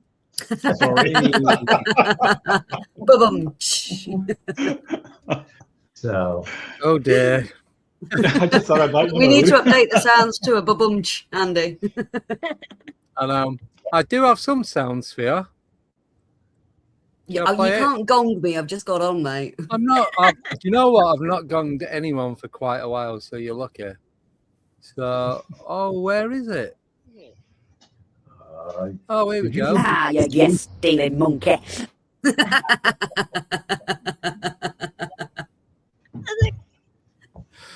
There you go. So that's why you got top royalties every time you play that one, Andy. I don't know what you're talking about. So I know you had 12-hour session yesterday. You're in almost 8 hours today. So have you talked about? And if you have, I apologize for bringing it back up. But as far as we haven't seen it yet. Barking. Yeah, that's our puppy dog barking. Disclosure Day. We were watching. Has anybody seen Disclosure Day and kind of talking about, Close Encounters, all the, Hollywood movies of the how much truth is in those movies? I'd say switched on, isn't he? Spielberg, he's in the know. He's got people on the inside. I'd say there's more truth in there than we're led to believe. Yeah. How much of it is true, I don't know. But I think with Close Encounters, because I've seen that quite a few times. Yeah. I think what happened, how it happened, and the amount of people that were involved with what went on, I think all that is legit, but then obviously they need to make it into a screenplay, and then, as it say, it's entertainment purposes only, which is the new thing, is what they seem to put on any TV show or movie now, to claim it's not real. Wasn't it President Reagan who viewed the movie in the White House, and he said to a couple other people, "There's more truth to this than he said." It's in the Timothy Good book, Above Top Secret. He said, "There's only me, you, and a couple of other people in this room that know the truth about this movie," and he said that to Spielberg. Well, that's strange. Wasn't the sorry, Heidi. Wasn't the scientist, with the lights, at the end where they do. He was working with Bruce Bigelow and NIDS, and he had the projector, didn't he? And it was taken off that, what they got that scene from, where he was doing experiments, not on Skinwalker, is it Mount Wilson, with the other ranch that he owned?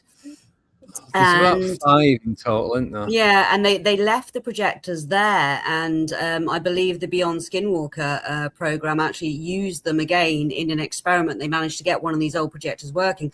Can't remember the name of the scientist, but that's what they based that part of the film off. Apparently, was the research that Bruce Bigelow was doing on Mount Wilson. Because that's again to do with frequency. Yeah, because each colour has its own frequency. Each sound was a different frequency. Yes. So playing the light, color, and the sound at the same time would create a third frequency if you combine them two together, which is something that you wouldn't pick up in sight and sound, but you pick it up in your subconsciousness, something like that anyway. The whole industry, that's my old world before teaching. It's like 30 years in motion picture. So I'm the worst person to watch anything with because of behind the scenes. I just know it's dark and light, and there's so much programming, and there's so much blood money, and there's so much demonic entities on set, like so it's very hard when I see Spielberg attached to something now. As much as I still have my little Ewok and I'm a Jedi girl and all that stuff, the boys that he plays with, there's a dark puppet master that's running Hollywood too. So I just I get leery on the frequencies, the imagery, I get leery, but I will always be a lover of entertainment. I now watch like this. There's a lot. I'm the same way. As a writer, I do the same thing. I just I tear plots apart and all that sort of thing. And what I really hate are these stories I'm seeing on YouTube now that are all AI generated. And boy, you can tell right away. They always start off the same way. I'm going to tell you about this. Not because of this, not because of that, not because of this, but because, and they all start that way. Yeah. In one way, shape, or other. I don't. I think AI is ruining the. It's why we left LA. We lost my husband lost 8 months away. He was on Spider Noir. He did all these major big things. 8 months he couldn't get a call. It's all changing. And I'm from the old days too, where even when we lost film and went to digital, like that was a big thing when we had the strikes. But this AI coming in and the way that everything's changing, it's kind of like the diehard artist, just the boom guy and the light guy and the grip and all these parts are getting taken over now. And it's been really gut wrenching, but that's really our catalyst of our move. We were there for the industry, and the industry's changing. Well, all the government stuff we won't even get involved in, but LA's been in trouble for a while with that. California in general, but we got to start over. We got to pivot, and so I'm sad about that. So what are you doing now? What are you doing now? My husband got some local work. He works at just a local industry. Used his skill sets to find some work, and he's happy. The kids are happy. I'm finding my way. I worked for my sister for a little while, and that just did not work. So I'm recovering from that. And I started a retail. I've never done retail in my life. I'm going to try to go back into teaching. I'm working with a friend to get together that style I was in, which is very mind, body, will of the child. We're trying to do something with animals, and it's a co-creation from the start, but to actually get a little income, I'm selling clothes to ladies. I don't know what I'm doing, but it's fun. Well, are you talking about starting your own business in that respect, or? Yes. I did a lot. I talked on Andy on his show before about that. When I left in the industry in 2020, because you couldn't hide my smile and I gave hugs to everybody and all that stuff. I went back to working with kids, and it was a very high vibratory classroom. I was empowering the kids how to protect themselves and how to tap into their, we were even working with the mindsight kind of stuff. These kids were playing soccer with blindfolds on and everything. Like we were just activating children basically under the homeschool umbrella. So parents just are flocking to a new education system, and they don't have any of that here. They don't. I came in with the woo, and I found another woo girl, and she's like, let's do it. So we're gonna try and see who comes around. But I know it's a calling too. Parents get called to that kind of thing. The traditional school setting, and especially being in New Jersey. New Jersey's all education and big NJEA. And I'm a teacher. I'm a vocational teacher. But I work in a non-traditional setting. I work in a correctional facility. So I work with guys that are getting ready to go home and get released back into the community. So trying to give them a training and a skill set. But not like my son. Like my son loved playing football, aka soccer, and went to college for one and a half semesters. But he just didn't, the academic, he loved the sports and the companionship and the camaraderie. with his classmates and his teammates, but the traditional, classroom portion just wasn't for him. So that's not for everybody. So homeschooling is, totally, hey, whatever works for that individual group of individuals. Let me try and fix this real fast. It's so good that parents are coming back to that consciousness, that mind, body, and spirit, especially, with children. There's a lot that pulls down our frequency, and there's a lot where they just want to get children to be 9 to 5 workforce, basically. Yes. They don't want them open. They don't want, I used to be a nursery nurse years ago, and I had to leave the industry because the way it was going, basically. Yeah. So my kids are really we're in a total different frequency now. We're just, it's very old farmer generational things. So there's not a lot of agendas at the schools. It's just a different vibe. But I'm like, let's bring a little magic in now. Definitely keep the magic. We like it. I'm just going to turn off the camera sorry to interrupt because we're out of focus. So the camera's being a little finicky. That's fine. I've got a question for you all anyway. I'm going to repop, turn it off, and I'm back on. Sorry about that. Yep, no worries. So, question to all of you is, why don't UFOs, as we know, interfere with satellites? How do we know they don't? That's what. So I mean, as we know. As we know. They seem to be hands off. They don't seem to want to interfere with our. I'm not quite sure how to put it. I don't think they mind interfering with our progress because we're seeing them all the time, and that interferes in itself. When people get hurt, that's interfering. When people get killed, that's interfering. When people are abducted, that's interfering. But for some reason, they don't seem to want to actually, although they have interfered with our nukes a few times, but by and large, they seem to be more hands off.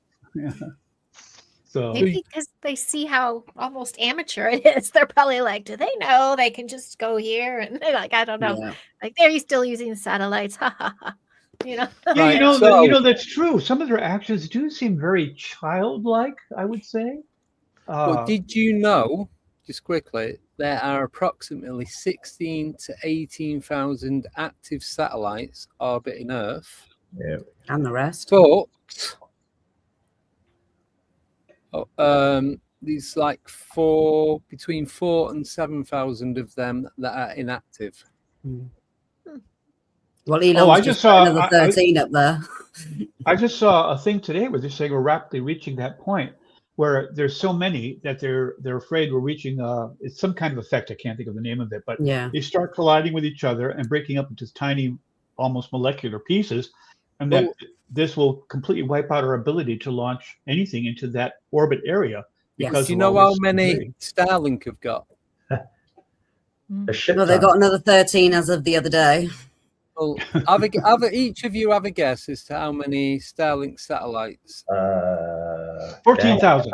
And I love watching the launches and stuff like that. So I'll go for 12,000. Lately. So if they were launching, over 100. There's got to be a couple thousand up there, I'm guessing. Yeah. Heidi? 9,901. I like that. Very specific. Very specific. $1. I'm bidding prices right. I'm going 1. So you can actively one track too many. There are 10,799. I win. I was the closest. Live Starlink satellites. Wow. That's incredible. No, that's not counting all the other stuff up there. Yeah. So there's about another 6,000 to 8,000 other satellites that are orbiting. And those are the ones we know about because there's a lot of military. They don't transpond. They don't have to, do they? So no. Even when you're watching satellite tracker doing a UFO watch or a sky watch, you see something go over that looks like a satellite. There's nothing on your app that says it's there's a satellite overhead. Good chance it's going to be defense related. I find it interesting when you see social media reports when Elon launches, when a new batch goes up and they haven't spaced out yet, and it's a little straight line, and people are like, what in the world is going on? Or the jellyfish effect, when they launch it, twilight. That was That was funny. One of those first ones with the jellyfish. I was in LA with my kids, and we're in the front yard, and all of a sudden we hear it, and we're watching it, and then we see that jellyfish, and we ran through the house. Oh, no, I'm sorry. I was in the back. My kids saw it first. My son runs through the house, and he's like, "They're here." He's like, "They're here, Mom. Come see us." Oh, bless him. They went to the front, and they're like, "They're here. They're we're like, hey," and I'm like, "What does it make you feel?" It was funny. By the way, we were talking earlier about UFOs being able to interact with people, like you see it in the sky and it seems to notice you or something. I'm wondering, is that telepathy or is it just really good cameras? I mean, we can read the headline of a newspaper from space in the middle of the Kremlin Square in Moscow. Actually read the headline. And that was back in the 1990s. Yeah. So what are they capable of? Maybe it isn't telepathy at all. Maybe they can just zoom in right onto you and see exactly what you're doing. I mean, down to your fingernail tips. And if that's the case, they don't need telepathy. They know exactly what you're doing and that you're there in the first place. Who says it's cameras though and not remote viewing consciousness, you know?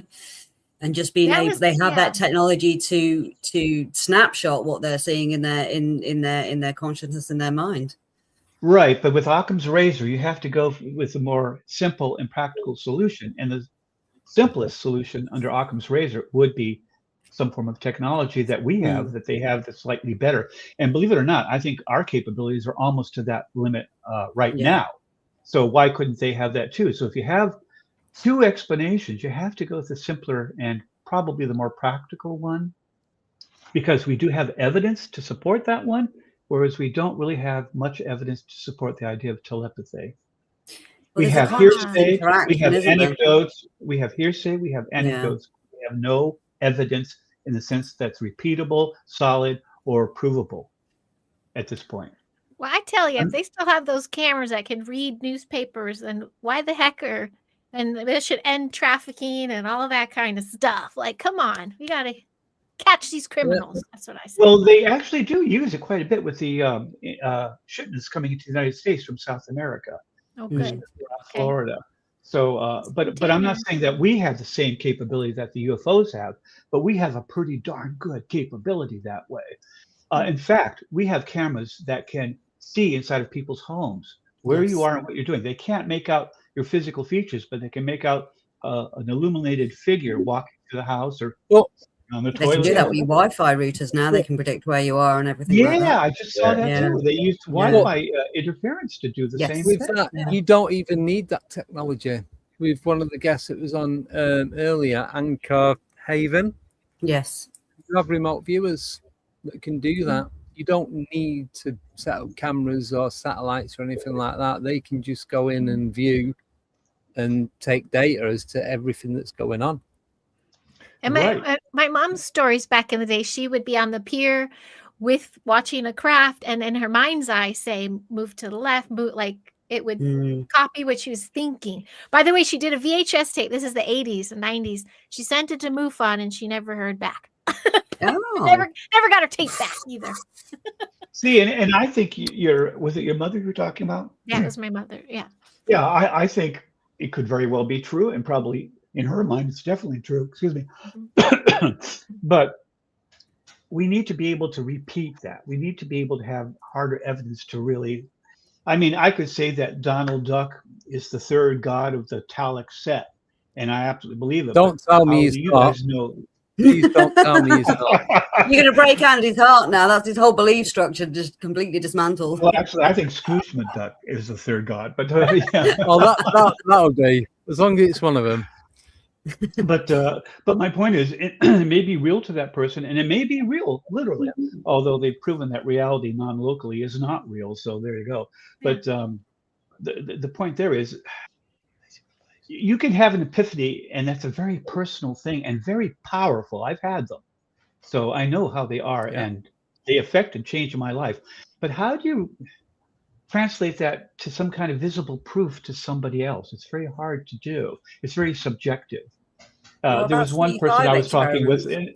And they said, well, this was my experience. I said, yes, that's your experience. But the reason we're all asking you questions about it is because we didn't have that experience. We want to know what it was like up here in your head or in your heart. So it is very difficult, you know. What about the CE5 experiments and stuff like that? Because that seems to be repeatable, and that seems to be some sort of interaction through consciousness and frequency. To a degree, it is. It's greater than probability would allow for. And you're quite right. That is some real repeatable evidence. And that's the kind of thing that I look for in situations. If one person does it, unless it's under really controlled conditions, I'm not sure. They might be reading body language, or they might be perceiving something we can't see. Some people can see indigo. Some people can't. It's way up there near the ultraviolet. But it's different. And I'm not saying it's not true either. I mean, it could and might well be true. Yeah. But how do you know what's true and what isn't? I mean, it's like saying which religion in the world is the true one. Everyone thinks their religion is the true one. And you can't discount them because they might be right, you know, like Scrooge McDuck. But, you know, it's just, for me, it has to be repeatable evidence for me to, and like you were saying with the ESP thing, yes, that is repeatable evidence. It's not a great percentage above probability, but it is a definite repeatable percentage of above probability. So that makes me think there's something to it. Yeah.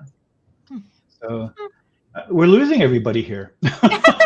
I'm actually going to wait for Andy to come back, and I do have to bounce, so I have to head out. But I wanted to thank you all for meeting you. And it's lovely to meet you. Oh, it was great meeting you. I loved it. Yeah. If we're out in Wisconsin, we're ever in Wisconsin, we'll reach out to you. Please do. Please do. There's some pretty cool people out here that are really, you know, there's some cool shows. I went to the quit being a tour guide. I know. I think North Carolina is better. And New Jersey, I'm not so sure I'd ever want to go back to New Jersey. Yeah. I lived there as a kid. So much here, though. Actually, southern New Jersey, I liked. Yeah, New Jersey is a love-hate kind of state. Well, it depends on where you are in New Jersey. I wouldn't go to Camden again, but I love. Yeah, no. We're just south of Trenton. We're in northwest Burlington County, so we're Columbus, New Jersey. So we're close proximity to a lot of things. So I lived in Keensburg, New Jersey. It was a boardwalk town. Yeah. Right up near. We lived in an old Civil War mansion. It was really cool. Nice. Yeah. And you were saying, and there was a grave in the backyard. There was a grave in the backyard, and we dug it up. We were just little kids. How'd that? Well, we shouldn't have, but they said there was a marble slab that could be used for a coffee table, so we thought we'd dig it up. But we did find bones, but they were completely scattered in little pieces. They were, you know, it'd been a long, long time apparently. And did that kick anything off at all? Did you have any knock-on effect from that? Yeah, guilt. The rest of my life, I felt really guilty for desecrating a grave. Yeah. I was only 9 at the time, but you know, and there was a bunch of us doing it, and it was on our property. But if I had it to do over again, knowing what I know now, I never would have done that. Right. You know, so this could be stupid and cruel. So Heidi, sorry, you were starting to mention about some spooky things out by you. Oh, well, I one of my first things I did when I moved back here in January, the cryptid convention was going on, and so I got to meet a lot of new people and realize, wow, there's a lot of investigations that go on out here, and a lot of authors, and that's when I found out about one of the towns having a UFO weekend and UFO parades and everything. Like, it's just like, oh, there's and all the mounds. We have all those mounds going on. Right. Yep. Oh yeah, could you explain a little bit more about that? Have they dug into those at all? Have they found anything? I mean, it's going to be fresh for me. I always assumed it was Indian burial grounds. Like, I always thought that was involved. I know my buddy Aaron, who was here earlier, was talking about a military one, but yeah, I don't have too much information on the mounds, but you know, come out to Wisconsin. We'll go tour them with you. Yeah, maybe have some cheese. Yeah. Oh gosh, yeah. Andy, I was going to tell you I have to dip out, but I want to thank you so very much, and thank you for your patience with me yesterday. You're fine. That was miscommunication. That was me. Everything. It's just, don't worry, it's fine. But you're welcome. You're welcome. Before you go, Heidi, unless anyone's living under a rock, where can we find you on social media and your work and stuff like that? Thank you. I'm on YouTube, Heidi Pop WI. It used to be at Heidi Pop LA. Now it's Wisconsin, so WI. And I just vlog and share. I do a lot of used to do a lot of Fantastic interviews. show. It's fun. I have a lot of random things, and I'm on all the socials. So there's not many Heidi Pops. There's me, and then there's a German Australian singer. We're the Heidi Pops on social media. You're literally on near enough every single day, or as near as, aren't you? Well, on socials for sure. Yeah. I'm checking it. Not live, but no one broadcasts as much as you, Andy. Tuesday. Yeah. No, but you do a lot of the community page posting on YouTube channel as well. Yeah. Totally. I need to do more of. Yeah, there's Aaron. Bye, Aaron. Well, thank you very much, everybody. No, thanks for Lovely to meet you, Heidi. You the same. Bye, guys. Bye. See you soon. Bye-bye. Actually, I think I have to go too. I have things I have got to do. Like walk around, recirculate the blood system. That's where I just had to go. Sounds like that's what Ian's just doing. I was getting cramp so much, I just had to get up and go. I didn't even have time to tell you guys. So I should have. Yeah, you just sort of disappeared. Yeah, I just had to walk downstairs, stood on the kitchen floor where it's nice and cold, had a shot of tequila rose. There you go. Back upstairs. Well, I'm missing my glass of wine, man. That explains the shadow people. So. Rob, real fast, I have a quick question for Rob before we do this. So as a member, investigator for MUFON and stuff, so why do you think we've seen stories, reports of UFOs, sightings, and people have had abductions? Why do you think we haven't found any definitive kind of answer if they're willing to make contact with us, or do you think that's from them, they don't want to be known type of situation? I don't. It's really frustrating because on the one hand, they're interfering so much, and like I said, over 1 million people claim to have been abducted. So this is no small thing. Even if they haven't been abducted, even if they just believe they've been abducted, that's a major social phenomenon. Why aren't we investigating that more, either as a real event or as a psychological event? I mean, we should be. But they don't seem to want to interact with us. And people keep saying, well, they abduct us for research. They do it with cattle and sheep too. But how much research do you need? And we've completely mapped the human genome, and their technology should be way beyond ours. They should have done that ages ago. So what are they still doing with us? And why are they doing it? And even if it's a breeding program, if you've abducted over 1 million people, how many people do you need for a breeding program? Maybe with that, though, they keep messing up, like with, suppose, the Frankenstein movie and Frankenstein's monster. If you watch Van Helsing, the way that Dracula's trying to recreate his vampire babies, and it keeps going wrong. They keep doing the wrong, I suppose, ingredient into it, and the popping. It's not towards the end of I don't want to be a spoiler for the movie, even though it's been out like 20 odd years. I was going to say, where have you been? It's not until towards the end of the movie where they manage to capture Frankenstein and they work out how he's being kept alive, what's going on with him, that they work out how to keep these vampire pods to make them keep going. So could it be something like that? They keep messing up and they're having to keep going back. It's only got a certain life span, but they want it immortal, maybe. Well, yeah, number one, that's fiction, and rather extreme fiction when it goes to that point. But by the same token, if they're as highly technically capable as we think they are, if they're so advanced beyond us, how could they be so bloody inept that they can't get it right after 1 million people? How long does it take? I mean, 1 million people, that's practically the population of Estonia or Lithuania. Do you think they're testing radiation levels? They might be repopulating somewhere. Well, again, with their technology, they've had to have gotten around. If they're from outer space, they've had to have gotten around interstellar radiation stuff just to get here. If they're from another dimension, that's a different story. But I just find it hard to believe. I mean, originally I used to believe the research thing. They want to know more about us DNA, maybe use it to advance their own race. Maybe they're dying. But all this is conjecture and theory. We have absolutely no evidence to support any of that at all, other than the abductions are happening and the animal harassments are happening as well.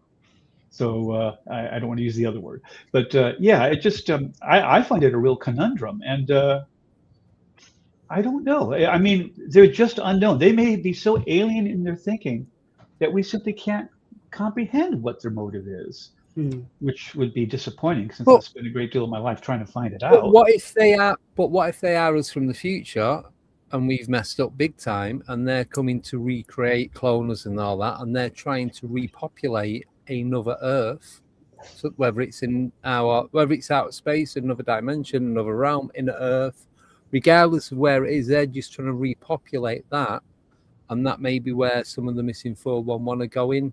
They're using tech to get our DNA cellular structures and just putting it all together and rebuilding it that way, ready for when. Well, I mean, any theory is possible until we prove it's not. But I mean, that is basically a great deal of conjecture and is extremely subjective.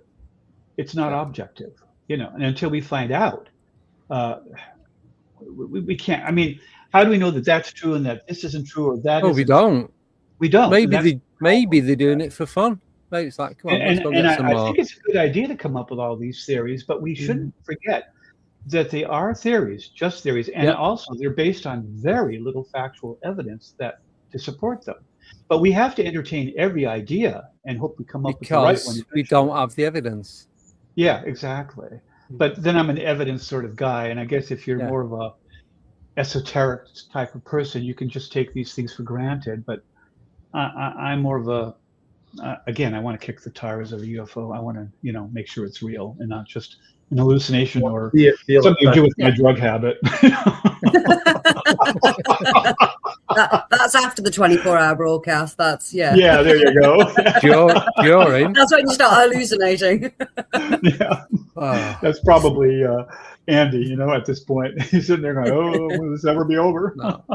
Is this an out-of-body experience, or am I still going? The last time I did the full 24-hour, I was awake for 43 and a half hours. I'd done a shift at work, so I got up. Wow. Did 9-hour shift at work, came home.